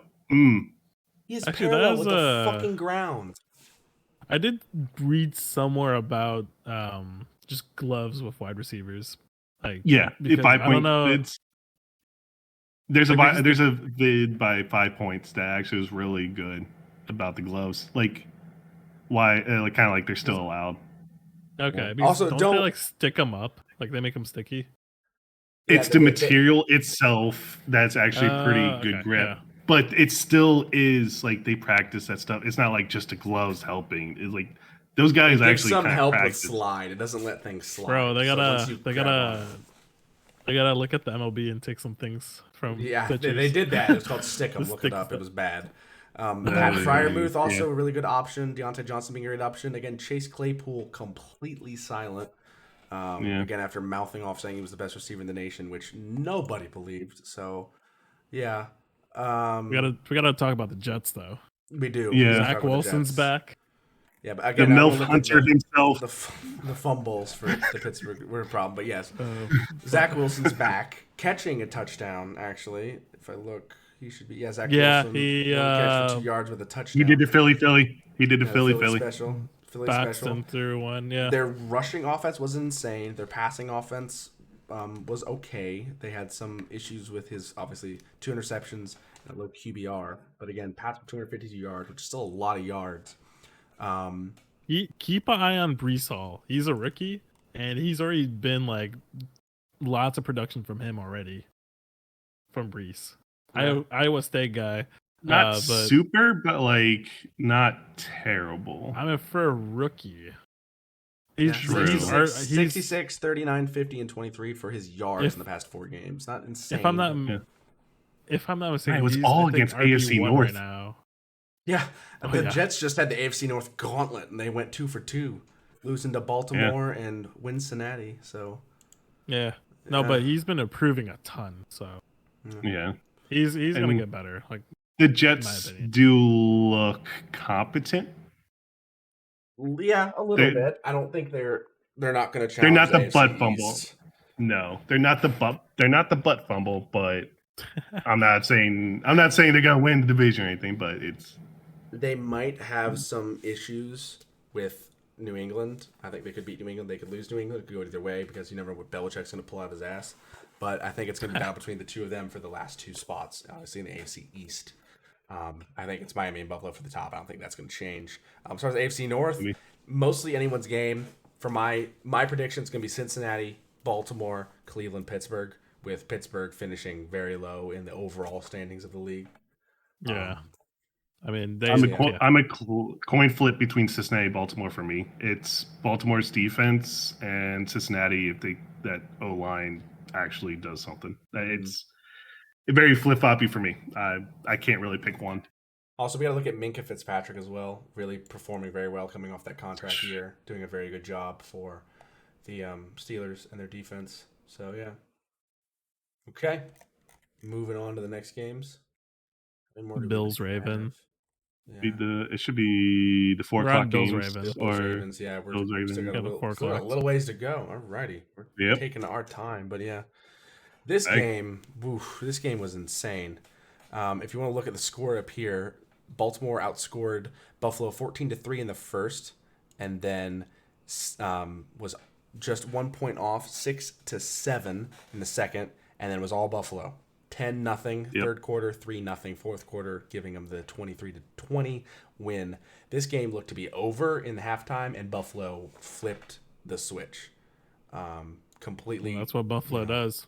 Yeah, they're resilient, very resilient. Josh Allen. The Ravens choked. Yeah, Josh Allen being Josh Allen. I mean, but it was a little day. rough. 19 for 36, but again, this is a bad game. You're coming there and winning 23-20. That's pretty good. Only a 5-point-yard average for his passes, over 213 yards, with a rating of 71.8 with 1 interception. Not bad, not great. Again, he's still their highest rusher. I don't understand why all quarterbacks get hurt, and guys like him and Ben Budweiser Roethlisberger can take a hit from Ray Lewis and keep going. I don't understand how there's that discrepancy difference between guys like him and Tyrod Taylor. They don't really have RBs in general. They don't, which I think is their biggest thing. Yeah. They have Devin. How old is Devin Singer? He's 25. Yeah, I was thinking of Frank Gore, who was 90. Yeah, he's retired. Yeah, but yeah, and then it's Zach Moss is their rookie, I think. Honestly, hot take: Dallas doesn't want to pay people a ton. The Bills want to win the Super Bowl. Ezekiel Elliott to the Buffalo Bills. No. Jerry Jones loves. He wishes that was his child. That's Jerry Jones. Jerry Jones will pay. But what Ezekiel Elliott really improved the Bills' run game? They give someone to I don't think Devin Singletary is an RB1. I'm gonna flat out say it. I agree. I don't think Devin Singletary is RB1. Zeke is going to be an RB1, and I think he's going to be, maybe he's not the right fit because he's more of a power back. But at the same time, it's going to give you maybe a better, rush attack because right now you have a 1-back rotation. The league's rapidly moving to a 2-back rotation. The Cowboys did it for a long time with Zeke and Tony Pollard. Browns, Nick Chubb, and Kareem Hunt. Yeah, and then you also have Bears. The Bears are doing Montgomery, it. The Bengals are even doing with Samaje Perine. He has a couple good plays every now and then. So a lot of teams are switching to that 2-back rotation, and I think with the 2-back rotation, it's really going to help keep running backs fresh and young, and not allow them to get hurt as often, not as much workload, and allow them to get efficiency. And I think Zeke can still catch the ball. Zeke can do a lot of different things. He's a little bit slower than he used to be, but at the same time, having that hard-nosed, I'm going to get you a fucking yard kind of back, I think would be a good thing for the Bills to have because I think their rushing attack is abysmal at this point. It's Josh Allen on scrambles and Devin Singletary fighting for a yard or two when they have a good O-line. They have a couple Pro Bowlers here and there, like Robert Stafford, and then they also have, I think, their left tackle. I can't remember his name, but they could go. They could go draft, trade up, and then get a young RB that's pretty good. I think that's kind of a win now mode for this year. Yeah, true. And the only way they're gonna probably get Corum out of Michigan is graduating, I believe, so he could possibly be up. And he's one of the best rushers in the NCAA right now, but he's also running behind the Michigan line. Stephon Diggs had a decent game. Devin Singletary caught a bunch of passes. And he was distributing the ball pretty well. He was held. But yeah, Stephon Diggs was a bit back. Well, not just Josh Allen just in general was just his first half was just not good. It wasn't So these are mostly second half stats. Want to go Ravens side? Yeah. Lamar Jackson did not have a great game. Well, not a great game for Lamar Jackson. 20 for 29 with 144 yards with a 5-yard average for passes. 2 receptions, his running was bad. Decent. But his running, he went for 73 yards, which is still good. His running was. Yeah. So Lamar Jackson had an all right game, but again, I think it was. The defense definitely choked. Yeah, the defense had issues, but like Matt Milano, again, one of the most underrated outside linebackers in the league, 13 tackles, and even had, I think, like it was last week or a couple weeks before that, he had a couple interceptions. He's having a great year right now. I believe he's going to be I think he's going to be all pro, either first or second team for defense. And then Von Miller doing what he does. What's that for Tremaine him? Edmonds. Yeah. Like just again, that linebacker, just that defense is good. Like they had injuries in the secondary. I think that was their kind of problem in the first half. They had injuries in the secondary, and they had to like get gelled in a way. I think if I remember right. Okay. Yeah, and the Buffalo's doing this with their defense without Tre'Davious White, who's out. Yeah. And didn't do great. And I think, is Ward also out? I think he's out too. Their cornerback Ward, Kevin Ward, or he was. Yeah, I think he was. Yeah, so those are the two of the better DBs in the league, both out, and they're doing this against one of the most high-powered offenses, the Baltimore Ravens. So, yeah. That's that game. Again, a great comeback for the Bills. Really shows the resilience and why they're the favorites to win the Super Bowl. They're 3-1 right now, looking good, looking very good. Moving on. Do we really need to talk about this game? It's just Texans being Texans. They're just not good. and the Chargers almost went pain mode. Yeah, Chargers 34-24, winning against the Texans. Wait, Herbert went -5 in rushing. It probably kneeled it. Probably the kneel down. Oh yeah, yeah. Those get calculated. He took a sack as well, which why is that calculated? Okay. One guy ran the ball for Houston, which I don't know who's deciding that he should do this. Again, two back rotations just makes sense in the modern NFL. Yeah. Well, Pierce is actually showing like he's good. He can Pierce be good. Pierce and Brandon Cooks are really diamonds in the rough in this cesspit of football of Houston. Again, if they went back to the Oilers logo, which I know they can't because that's technically Tennessee, they'd be doing a lot better. But again, they're going with this Texans thing, and it has not worked at all. I don't think there's much to talk about. Chargers came in, they got a good win. Their defense didn't look great, but again, the Texans put in 10 points in the fourth and only 7 in the second and third and 0 in the first. So Chargers went out, looked good, probably let off the gas a little bit, which you can't blame them. Yeah. They're looking for, and they're looking to do good in this AFC West, which is a current dog fight between the Vegas Raiders, who should not be that low at 1-3, Denver 2-2, which who in the world knows what the fuck Russ is cooking. He could be trying to make a pizza and end up, making you an omelet at this point. Russ cooking has been confused. Los Angeles, which is 2-2, that's the Chargers, and Kansas City at 3-1, and we'll go over their game momentarily. My thing with the Chargers, keep Herbert up. Yeah, because that rib injury. Oh yeah, he's playing on broken ribs, or like I forgot what specifically. The coaches that need to be fired game. All right. Looking in at the Cardinals, winning 26-16 against the Panthers in Carolina. Cardinals won because Call of Duty hasn't come out yet, so Kyler Murray is actually doing his job. Going 23 for 32 with only 1 reception, 2 TDs with a 6.5 average, over 270 yards with a quarterback rating of about 45.9. Doing very good. Baker Mayfield coming in. Look at that QBR from Baker. Yikes. 22 for 36, 197, 5.5 average yards, 1 TD, 2 interceptions, 2 for 17 on the sack ratio with a 7.4 QB rating. Holy shit. Christian McCaffrey's not hurt yet, and so he put in only 27 yards of rushing, while on the Arizona side, James Conner led the way with 55, and Benjamin with 36, and Kyler scrambling, as always, with the little toddler legs, 26 yards in total. Wow. I think they're clamoring for Sam Darnold at Carolina now. Yeah, really? You think? There was chance. There was some chance. I still think Baker is better. Baker looks awful, but he needs to get confidence. He needs to get a team rallied behind him. If he's a locker room cancer, I don't know. But he was traded also? Matt Rule. Yeah. I mean, he was traded. I don't want to have an aneurysm talking about Matt Rule's play calling, but he was also traded late in the summer camp.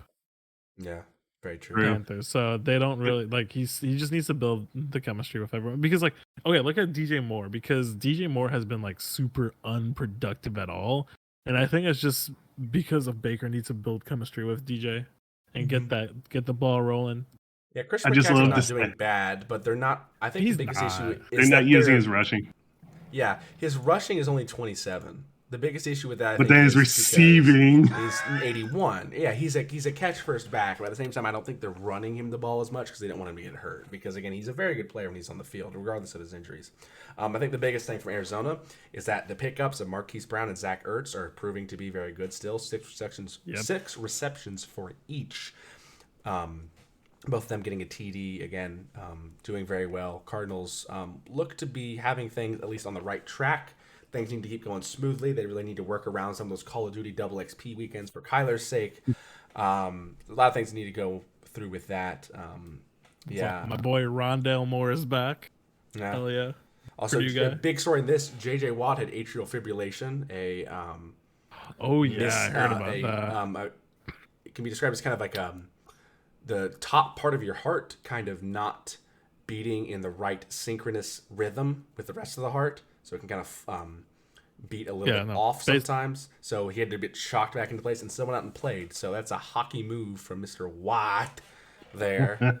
That's scary, especially Wow. like if your I'll be heart's right out back. of Here we go, rhythm. wrestling. Like, Yeah. dude, I'm surprised he was playing that game Yeah. after getting his heart shocked back into rhythm. It's crazy, but again, I mean Arizona is in that tough NFC West, and so they're gonna be looking to try to advance their position there on a couple different things. Oh my because god, I forgot the NFC West. Everyone's 2-2. 2-2, Yeah. and some teams look great, some teams look bad. But again, we'll get to some of those. Yeah, other teams. We're talking about the Seahawks. I don't trust Kingsbury. Oh, you're Yeah, gonna love this next one, Patriots Packers. Oh my god. So my wife is a big Packers fan. Packers in Lambeau win a really close game, 27-24, going into overtime against the New England Patriots, who were downgraded to their third-string quarterback, Bailey Zappi, from, Western Kentucky? Yeah, 23-year-old rookie from Western WKY. Kentucky. Western Kentucky. Now, I believe the only other quarterback the New England Patriots have is Garrett Gabbert below Bailey Zappi because Brian Hoyer got motherfucking clocked in the middle of the game. But Zappi went out 10 for 15, 99 yards with a 6.6 average, TDs, no interceptions, only a 15.9 QBR. But again, not terrible. Aaron Rodgers went out 21 for 35, 251, 7.2 yards, 2 interceptions, 1 interception with a 38.2 QB rating. I mean, Zappi looked decent. Like he wasn't like for third string quarterback first time. Like he's a rookie, right? Yeah, he's a rookie. I mean, like he's in the Belichick system too, so he's not gonna. Yeah, no, he's playing pretty decent. Yeah, he's done a very good job at really stepping into the role, and we'll see what he does. He could be a bust. He could end up being, a decent player. I don't think he's going to be the next Tom Brady, but I could be proven wrong. Again, another great two-back system. AJ Dillon, Aaron Jones, both contributing for over 70 yards. AJ Dillon with 73, Aaron Jones with 110, turning up the field, tearing that New England defense to its core. Yeah, Green Bay's RB1, RB2 has been pretty good. Yeah, and I hate. How would you rate? How would you rate those two are like running backs out of every team? Like top 5? They're better than the Cowboys. They're better than the Cowboys. I know that. Right now, Cleveland's I think top. I don't think you can make a case against that, especially now with only Melvin Gordon left in Denver. Yeah. Najee Harris is by himself, really. Yeah. Saquon Barkley's by himself, literally. Or Danny Jones. Yeah. I think Green Bay's one of the top, but I think they're right below Cleveland. I think Cleveland's still got the best one. I don't think you really can't stop Kareem Hunt. Kareem Hunt. Nick Chubb. Nick Chubb. They're disgusting. But if you look at the Packers receiving core, very well done. Lazard really stepping up in that wide receiver 1 position, and Romeo Doubs coming out of fucking left field, really clicking well. And then the 80-year-old man, Randall Cobb, still getting work in. Tunyon showing up a bit there. But again, I think people not expected, but people thought Christian Watson was going to be like, he might be able to do something. He's done jack shit besides drop a pass. So I remember that one. Yeah. Yeah. And I mean, it's starting to click for Green Bay's receivers. So yeah, and if their defense can perform a little bit better, I think they'll be in a great spot. Again, they have Devondre Campbell, Rashawn Gray, Rasul Douglas, Darnell Savage. Like, I don't understand why this defense is not playing better. Is it the play calling? Is it the scheme? Is it just breakdowns? Do they need to get time to get going? I don't know. But again, the thing that shocks me most is New England should not be this good. Their number one receivers, Nelson Aguilar. They should not be this good. But again, they take the former MVP into overtime. Like, dude, Belichick knows how to get the most out of I guys. don't understand. That man could take a Wendy's employee and turn him into an MVP. I don't get it. I don't. Sir, this is Wendy's. Okay, Broncos, Raiders. Again, let's ride to the bottom of the Raiders. Broncos country. I'm dead inside. Anyway, it's Nathaniel Hackett. Wilson. Go ahead. Actually, let's start with Nathaniel Hackett. Yeah, I was gonna say let's start with Raiders, but we could go with Broncos side first. But yeah, Wilson. Most people are going to be talking about Russell Wilson. People thought the Broncos were going to be like Super Bowl contenders, and Russell Wilson goes out 17 for 25, 237 with a 9.5 average, 2 TDs, taking 3 sacks with a 50 quarterback rating. I think people terrible, are realizing Russell Wilson in his flaws. I think people are starting to realize, like, hey, this guy's not the Super Bowl type of QB that he once was. I guess he's been different ever since he threw that pick on the 1-yard line. He's been different ever since then, man. Yeah. It's true. He's still not mentally out of Seattle. Every press conference, he's like ending it with just like, like he's about to say like, go Birds, or go Hawks, or like not go Birds, go Hawks. But yeah, go Hawks. He's like, I don't think he's still mentally out of there. I think he's got to adjust. Their run game, Denver's run game sucks horribly. Yeah, no runner had over 30 yards, and their top runner was Russell Wilson with 28 yards. 29. Russell. Or 29. This wasn't but I think it was last week when they used up all their timeouts before the end of the third quarter. Yeah, their coaching is awful. Their receiver core is, I don't understand why people were saying the receiver core was amazing. It's Jerry Jeudy and Cortland Sutton. Not terrible, but again, it's not great. It's not their receiver core alone, I don't think is gonna win you a ton of games. I don't think that's their receiver core.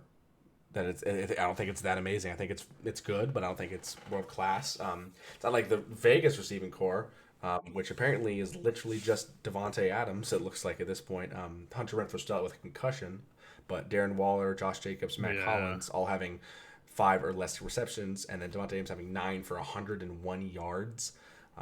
Again, Derek Carr lighting him up, 21 for 34, 188 yards, a 5.5 average per pass with a quarterback rating of 61.5. Again, not an amazing performance from Carr, and kind of like Jalen Hurts, if they don't do good this season with the defense that they chained up with Chandler Jones and still keeping Mason Crosby, it's going to rest on Derek Carr's shoulders. So they have to figure out a way to get Derek Carr, Sid from Toy Story, getting him moving and going.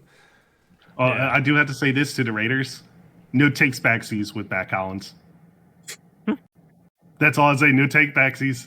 Dude, Carr's been on the Raiders for what? All his career. 10 years, his whole career. I mean, hey, they're sticking with him. Also, Chandler Jones, he's not only 2. He's not bad. He's a very decent quarterback. Like this could be an issue. Max Crosby had 4 total tackles, 4 of them solo, 2 sacks, and 4 of those were obviously tackled for loss, and they were QB hits, of course. So that equates into it. If you look down here at Chandler Jones, 2 total tackles, none of which were solo, and nothing on the quarterback. So this investment they had in Chandler Jones from Arizona could backfire heavily. And again, Patrick Surtain proving why he is one of the best Linebackers. Yeah. He was No, linebacker. cornerback. Cornerback. Sorry. Yeah, one of the best cornerbacks. I'm getting someone else confused. Yeah, Yeah, I'm and getting Adrian someone else Terrell are confused. the future for the cornerbacks right now, I think, in the NFL. Yeah. But yeah, let's keep her rolling. We still have to get to our picks for next week. Chiefs Buccaneers. We're almost there. Yep, Chiefs Buccaneers. That is was the Sunday night game. Yep. Yeah. Man. All I know Patrick is Mahomes. Yeah, that getting the pass job done. Patrick Mahomes made, where he was. Oh no, he just flipped it. The basketball. Spun around, came out, flipped it, touchdown. Little pass, but still very impressive. I like the production the Chiefs are getting out of Edwards-Helaire. Again, 92 yards this game with a 4.8 average on only 19 carries. Very good job by him. I think they're getting a lot of production out of him. I don't think they're going to do a ton of two-back. They have done it with Isaiah Pacheco, but he's been which is interesting. But again, Patrick Mahomes in this offense, it's a pass-first offense. Travis Kelce, 92 yards and 9 receptions. Yeah. Marquez Valdez-Schenking, 63 yards on 3 receptions. Juju Smith-Schuster, 5 receptions on 4.6 yards. Again, Juju's still not producing as much as you would want him to, but they're still getting the job done. But you look at Scantling, Kelce, Clyde Edwards-Helaire. It's like, oh look, I don't have to throw it to him. But still, I think Juju has definitely taken a step down from his Steelers time. But there's still a lot of stuff that has to get done. And then if you look at this Tampa Bay side, their offense is struggling. Tom Brady, the GOAT, 52 passing attempts, only 39 completed for 385 yards. Good amount of yards, 7.4 average, so still throwing pretty far. TDs, 30 interceptions, and 73.9. And yeah, that it's injured all to hell. They really, yeah. I mean, Leonard it is, but he's still getting the ball out. I know. He's still getting the ball out and doing well. But the biggest issue right here, yeah, like you said, is the run game. Rashad White, 3 carries for 6 yards. Leonard Fournette, 3 carries for -3 yards. Leonard Fournette. That's not good. Again, you have Mike Evans, who is one of the best receivers in the league, getting 8 receptions for 100 if he's not suspended. If he's not suspended for starting fights. Chris Godwin going out and getting 59 yards and 7 receptions. Other than that, Fournette got 57 yards and 7, and there's a bunch of other receivers with a bunch of yards and nothing. Cole Beasley's final reception came in that game. As of today, he just retired. So congrats to Cole Beasley on a very interesting and probably well-off career. I don't think he's getting into the Hall of Fame, but definitely a sight to remember. A really good slot receiver for the Cowboys for a long time. Definitely one of my brother's favorite players. Yeah, my brother's a Cowboys fan, so that tells you a lot about my home situation. The Tampa Bay defense still doing very well. They've kept a lot of their key pieces around, done well with them. I think, was it Jason Pierre-Paul moved on, I think, to Ravens. Ravens. Yeah, so he's on the Ravens now, but again, he wasn't doing a ton. They replaced him with Carl Nassib, who's actually been doing pretty good. Shaquille Barrett's still going great. Vita Vea still one of the best DTs in the league. So their defense is solid. Their offense has just got to find something. I think once Julio is fully back and healthy, if he ever is at this point, that'll be a great thing for them to go on. And then Kansas City's defense, I'm just going to come out and say it. L'Jarius Sneed sucks. I don't know what the hype is on L'Jarius Sneed. He's not that good. I watched Jamar Chase cook him every single play when they played him last year. L'Jarius Sneed is not that good. I don't understand the hype around it. I think the Chiefs' defense is their biggest weak point, and I think it's going to hurt them. It is. Oh, yeah, it is. That's always with Andy Reid. He just doesn't. He can't do defense unless he has like a decent defensive coordinator. Patrick Mahomes making a tackle there. Great job getting on the stat board for the defense. But again, it was just the Kansas City Chiefs offense being too much and the Tampa Bay Buccaneers defense lagging behind. But again, there's only so much they can do. We'll talk about this more a little bit later when we go through our picks. I'll have to go through them pretty quick because we're nearing up on an hour 30 already.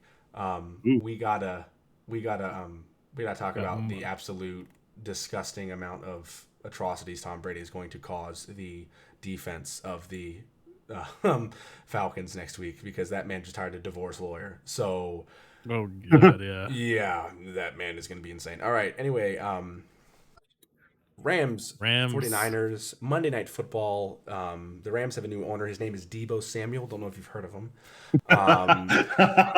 Holy shit. Yeah. He 6 receptions for 115 yards with a 19.2 average with a 57 longest catch, which you've probably seen on highlight films of him trucking the absolute fuck out of Jalen Ramsey, now getting also 7 targets on the day. Brandon Ayuk coming in big with 4 receptions. Kyle Juszczyk with another reception. George Kittle finally not blocking every play and getting some receptions as well. Garoppolo went out, had 16 for 27 for 239, 8.9 average with the TD and a decent QBR of 47.4. Well, a little bit low decent. And the Niners looked good. Their defense looked great. Don't know why. Their defense was Niners D's always been good. I don't understand Usually, why. yeah. I don't understand why they don't have insane players besides obviously Bosa and Warner. Besides that, like you see a bunch of guys that are like, okay, they're pretty good. They're not bad. They're in the NFL for a reason. They're good. Yeah. You know, they're okay. But at the same time, they come out and they just ball out every time. You're like, wow. Bobby Wagner and Aaron Donald both performing well in the Rams defense. And other than that, what Rams need to work on is they need to figure out their run game. Like they have not done much with Cam Akers like the or Henderson. Most amount of yards ran was Darrell Henderson Jr. for 27 on 7 carries. Cam Akers had 8 carries for 13 yards with a 1.6 average. That's awful. If you don't know, that's awful. I don't know what they're doing with Cam Akers. Like, they need to just feed him the ball more. Also, Allen Robinson apparently just cannot get seen by Matthew Stafford. It's been Cooper Kupp, Tyler Higbee, and Cooper Kupp lookalikes the entire time. I think Matthew Stafford just has like bad eyesight. He's like, is that Cooper Kupp? Oh, it's not. Oh, he still caught it. Okay. So, the Rams are having. Bro, Allen Robinson's not that hard to see. Come on. I don't like. Come on, this guy's got nothing. What is there a personal issue? Did like Allen Robinson start dating Matthew Stafford's like sister or something? Like, I don't understand. Well, be right back. Like, look at the stats here. If we go to the Rams, he's had 9 receptions on 18 targets for 95 yards. And if you look at like Jacksonville, he was good and like it was decent. And then Chicago, there's only so much you could do. And then look at these 7 yards, 23 yards, 53 yards against the Falcons, 12 yards against the Bills. Like, good. I'm not sleeping on the Falcons defense right now. I know it's not great, but I'm not sleeping on them. It's literally just AJ Terrell at this point, I think. Okay, so that covers up our Wednesday wrap up. That took a minute, so let's go through our predictions coming in. We gotta keep track of our picks. First by game. the way, all right. Yeah. We gotta keep track of our picks. Yeah. Why don't you keep track? If you don't mind, you can just type in the chat we're currently in, Mamba. You'll be able to keep track of the picks. So yeah. How the fuck am I gonna do this? Hold on, I'm thinking.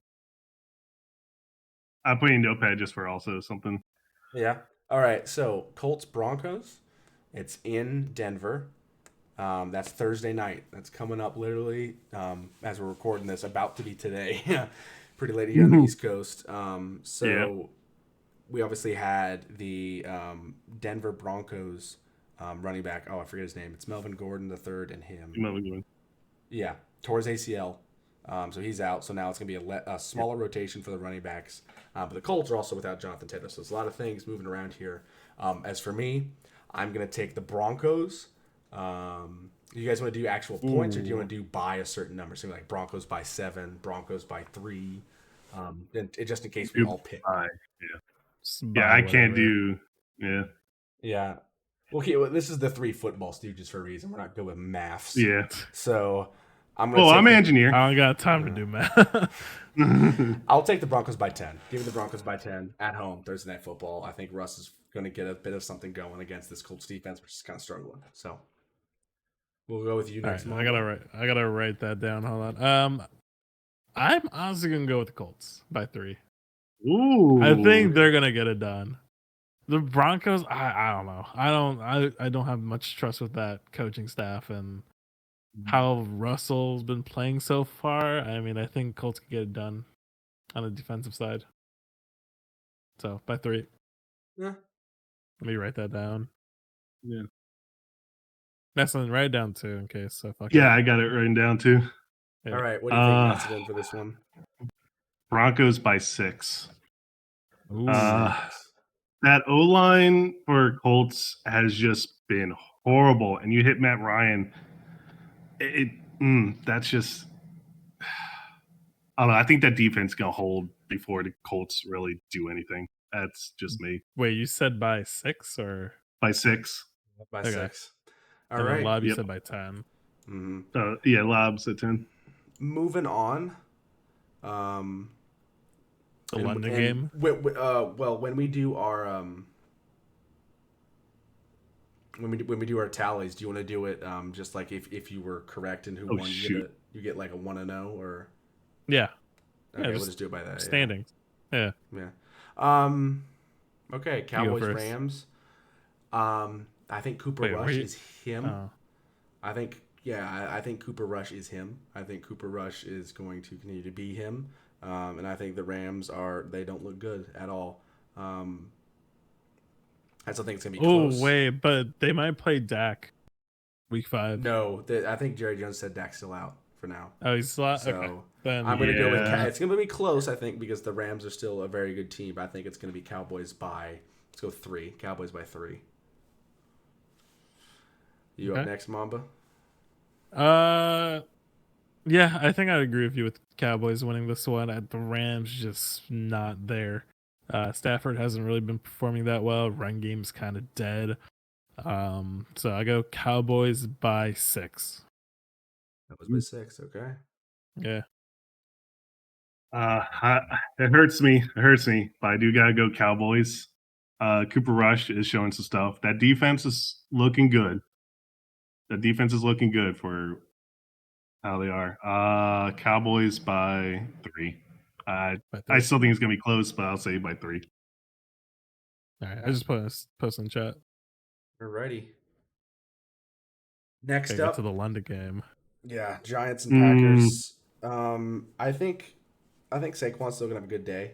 I think because the Packers defense is not great in stopping the run. They have a lot of secondary, modern defensive stars in their secondary. I don't think they have a lot of guys that can really batten down the hatches and really stop Saquon. But at the end of the day, it's Aaron Rodgers. I think Aaron Rodgers is going to go out, and I think he's going to have a great day against a very weak Giants secondary. So in this one, I'm going to take Packers by 14. God damn. Yeah, Okay. It's gonna be terrible. You know me, I'm a Bears fan, so I'm going to take Giants by 3. I am not throughout this whole thing. I am not gonna pick Packers to win any games. You know me. Boy. I think I'm gonna go. Join the dark side. I think I'm gonna go Packers by 7. It's gonna be close, but I think it's gonna be a last. Rodgers gonna do a last minute touchdown. Like Giants don't look bad, but there's only so much you could do. And Saquon we trust. This one I actually was like coin flip, but I gotta go Packers by 7. Really, coin. It's at London. It's at London. It's at London. You trust this Giants. Double check, huh? Daniel Jones going with an injury. Come on. All right. I mean, you said Steelers. Saquon Barkley. Steelers, Bills. I think this one's easy. Yeah, this one's gonna be easy. Bills by 24. It's a big margin. Sorry about it. The Yeah. answer is sorry about it, but you know, Alright. it is what it is. I go. I'm gonna go Bills by 14. Okay. 14. By 14. Uh, You say I'll say Steelers. Bills. No. Bills by 14. Yeah. Okay. I don't think that's gonna So be if we get the by 14 or whatever correct, we're already counting that as 2 Yeah, points or we'll something. do it like this. Whoever if the Bills win, we all get a point. Whoever has the most correct score gets another point. Okay. Okay, cool. I'm done with Yeah, that. so just closest by number. And ties, no one gets the point. Yeah. Okay, Chargers Browns. I think the Chargers take this one. I think it's a tough game. I think the Chargers are going to have a tough time stopping the run. I think the biggest issue is because Bosa, I believe, is still out. I believe, yeah. Yeah. Nick Bosa is still in, but Joey Bosa, who's on the Chargers, is out, obviously.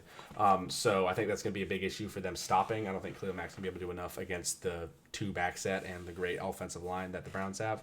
But then again, I don't think the Browns defense can stop the Chargers. So I think the Chargers pull it out. I would say Chargers by. We'll do Chargers by 5. Go 5. Ooh, by Go 5. 5. In there. God 5 damn. in there. Okay. To me, wait, is Keenan Allen back? He was like day to day, no?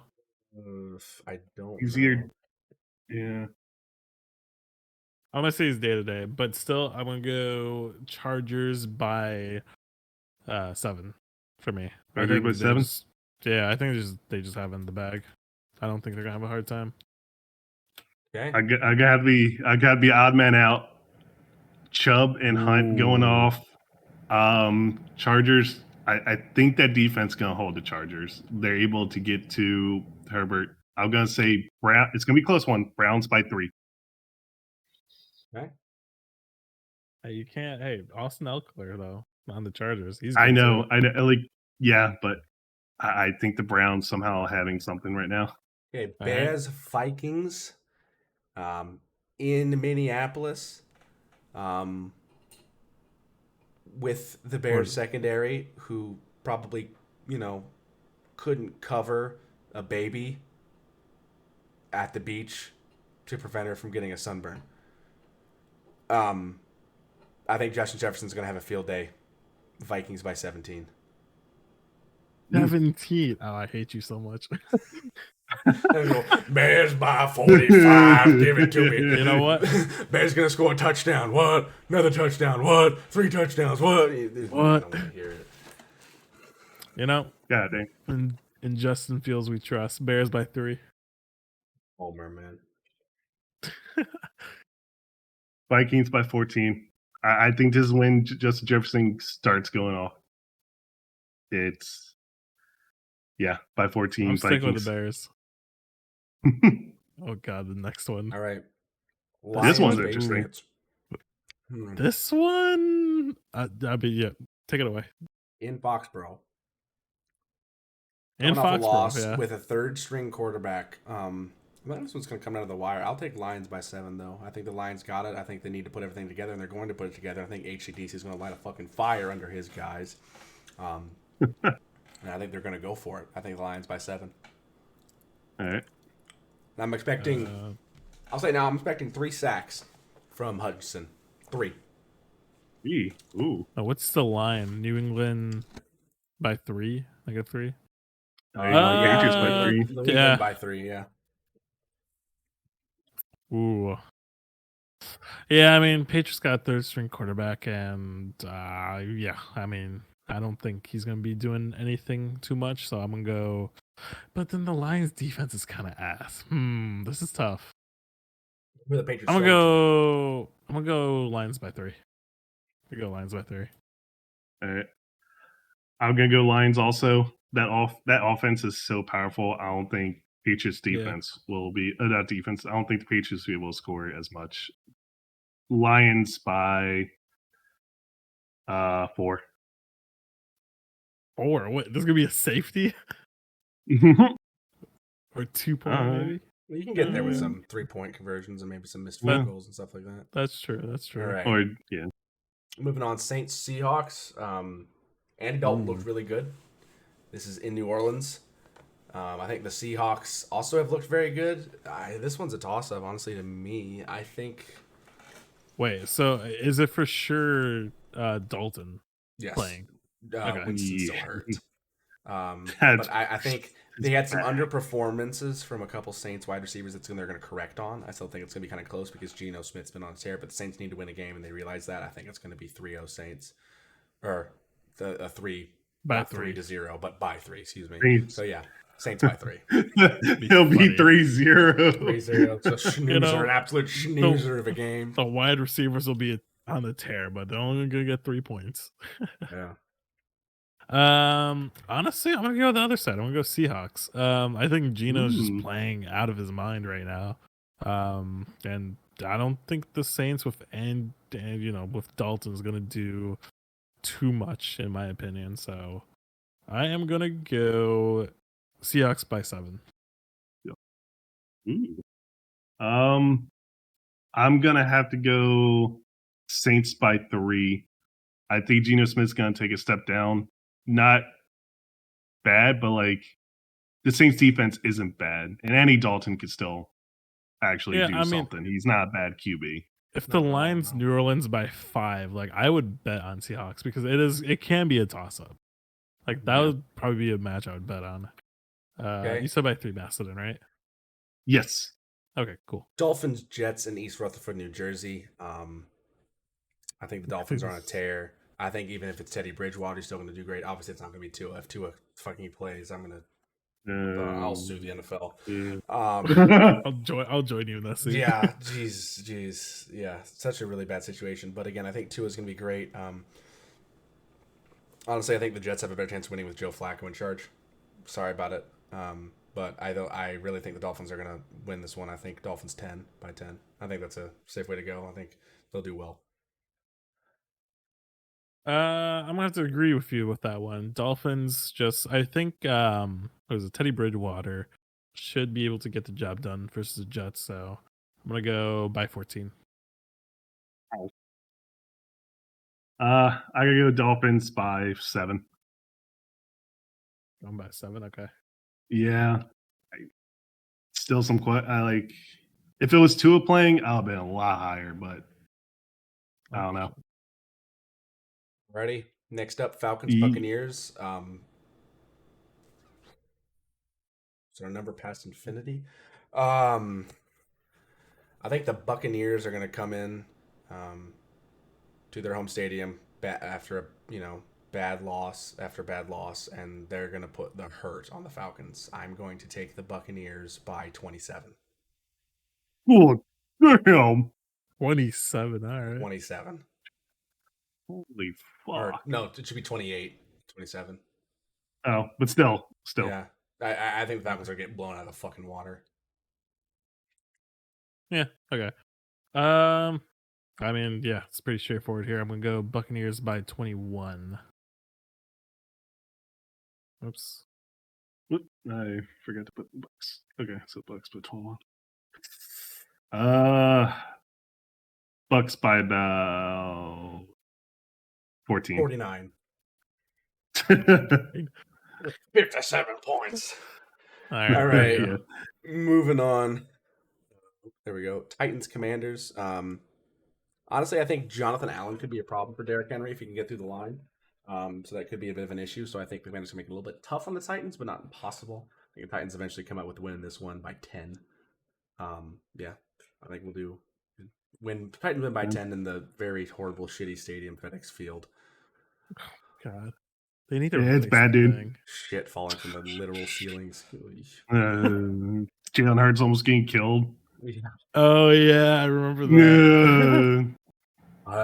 Hey, I mean they made him better, right? Because of FedEx Field now, Jalen Hurts is amazing. I have to agree with you. Titans, I don't think is gonna have a hard time with Commanders, especially with Wentz just being Wentz. I'm gonna go by 7. I don't think it's gonna be that big of a gap. Titans by 21. I'm being that guy.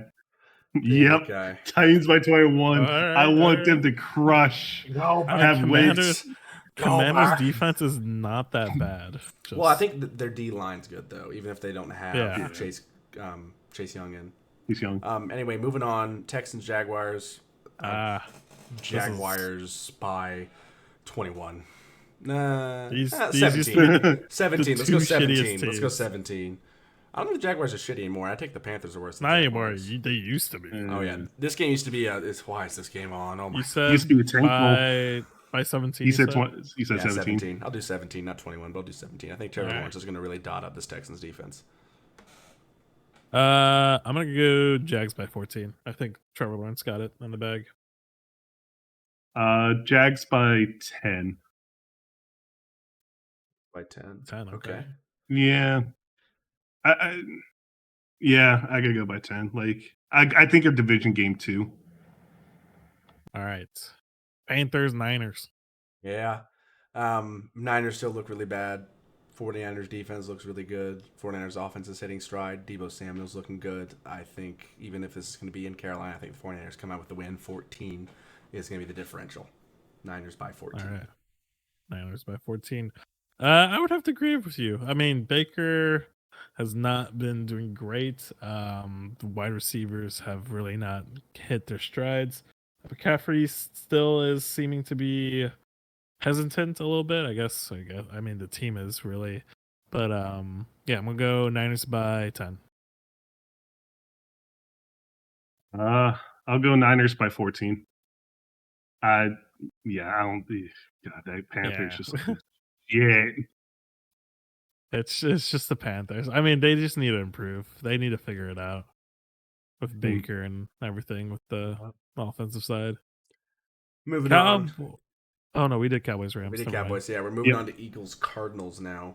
The Eagles are on a tear. I think the Cardinals are going to be a tough matchup for them. This is in Glendale. Eagles going on the road, going into the Cardinals' place. Call of Duty Modern Warfare doesn't come out for another couple weeks, so Kyler Murray is going to be on his good game. I kind of think this is a toss up. This is a tough one. I'm going to take the Eagles by 3. It's going to be a close game. It's going to be a tough game, but I think at the end, the superior Eagles defense will win the day. Honestly, I mean, Eagles, they're gonna take an L sooner or later. So I'm gonna take Cardinals by 7 on this one. EAGLES. You Eagles. have the Eagles jersey on. You have to. Yep. 14. If Darius Slay's playing, Bradbury's still in there, Chauncey Gardner Johnson, it's gonna be a good decent weather, and that run game still going. I'm going by 14. Okay. This one's Moving gonna on be a good to one. the Sunday night game, Bengal Ravens in Baltimore. Ravens have been on a tear. However, I think the Bengals are starting to get things clicking, and the Ravens pass rush is, even with Jason Pierre-Paul, who at this point is very, very old, I still don't think their pass rush is that great. So I think the Bengals will take advantage of that, and I think because of their receiver core, the Ravens aren't going to be able to cover everything. However, I still think it's going to be close. I'll take Bengals by 10. Mm-hmm.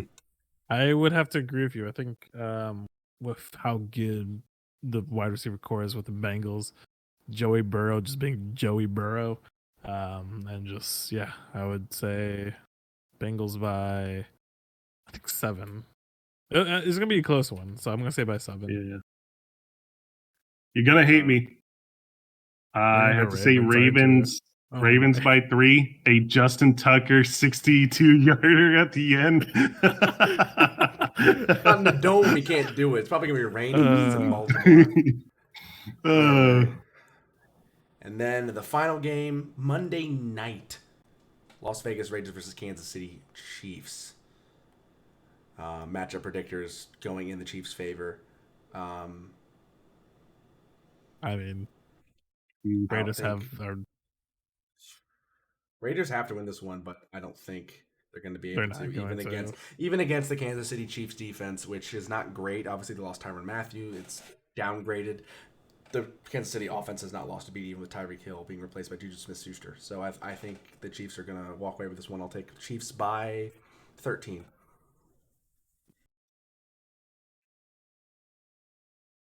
Oh, my turn. I'm gonna say Chiefs by 14. I think it's pretty much. Yeah, I don't think Raiders are gonna win this one. And it's at Arrowhead, right? They're playing at Arrowhead. Yes, Yep. yes. Yeah. 5-14. I think you got Chiefs. it. I think Chiefs by 17.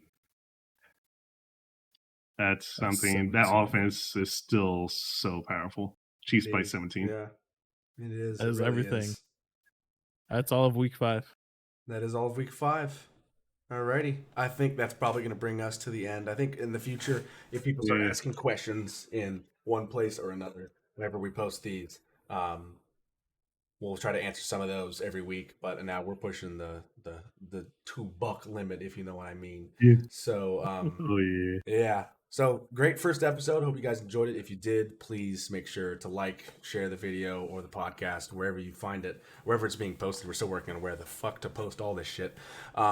So we'll keep it coming. We're planning to do these weekly on Wednesdays as far as the off season goes. I don't know. Some of these guys want to talk baseball. I don't know a home run from an RBI. So I'm baseball. You guys are basketball. I'm hockey. All I'm right. a bit of hockey. I'm I'm a not bit- deep into it. I'm a bit. Of I'm a hockey. bit basketball, football for me. Yeah. But I don't mind talking Baseball. basketball. You guys gotta help me with basketball, but I don't mind. I don't mind talking about it. Biggest issue is NFL's easy to talk about. It's one game a week, really easy to follow, really made for the sports casting and media entertainment. So, but yeah. Anyway, this is the Football Stooges for Mamba, for Macedon, and for myself.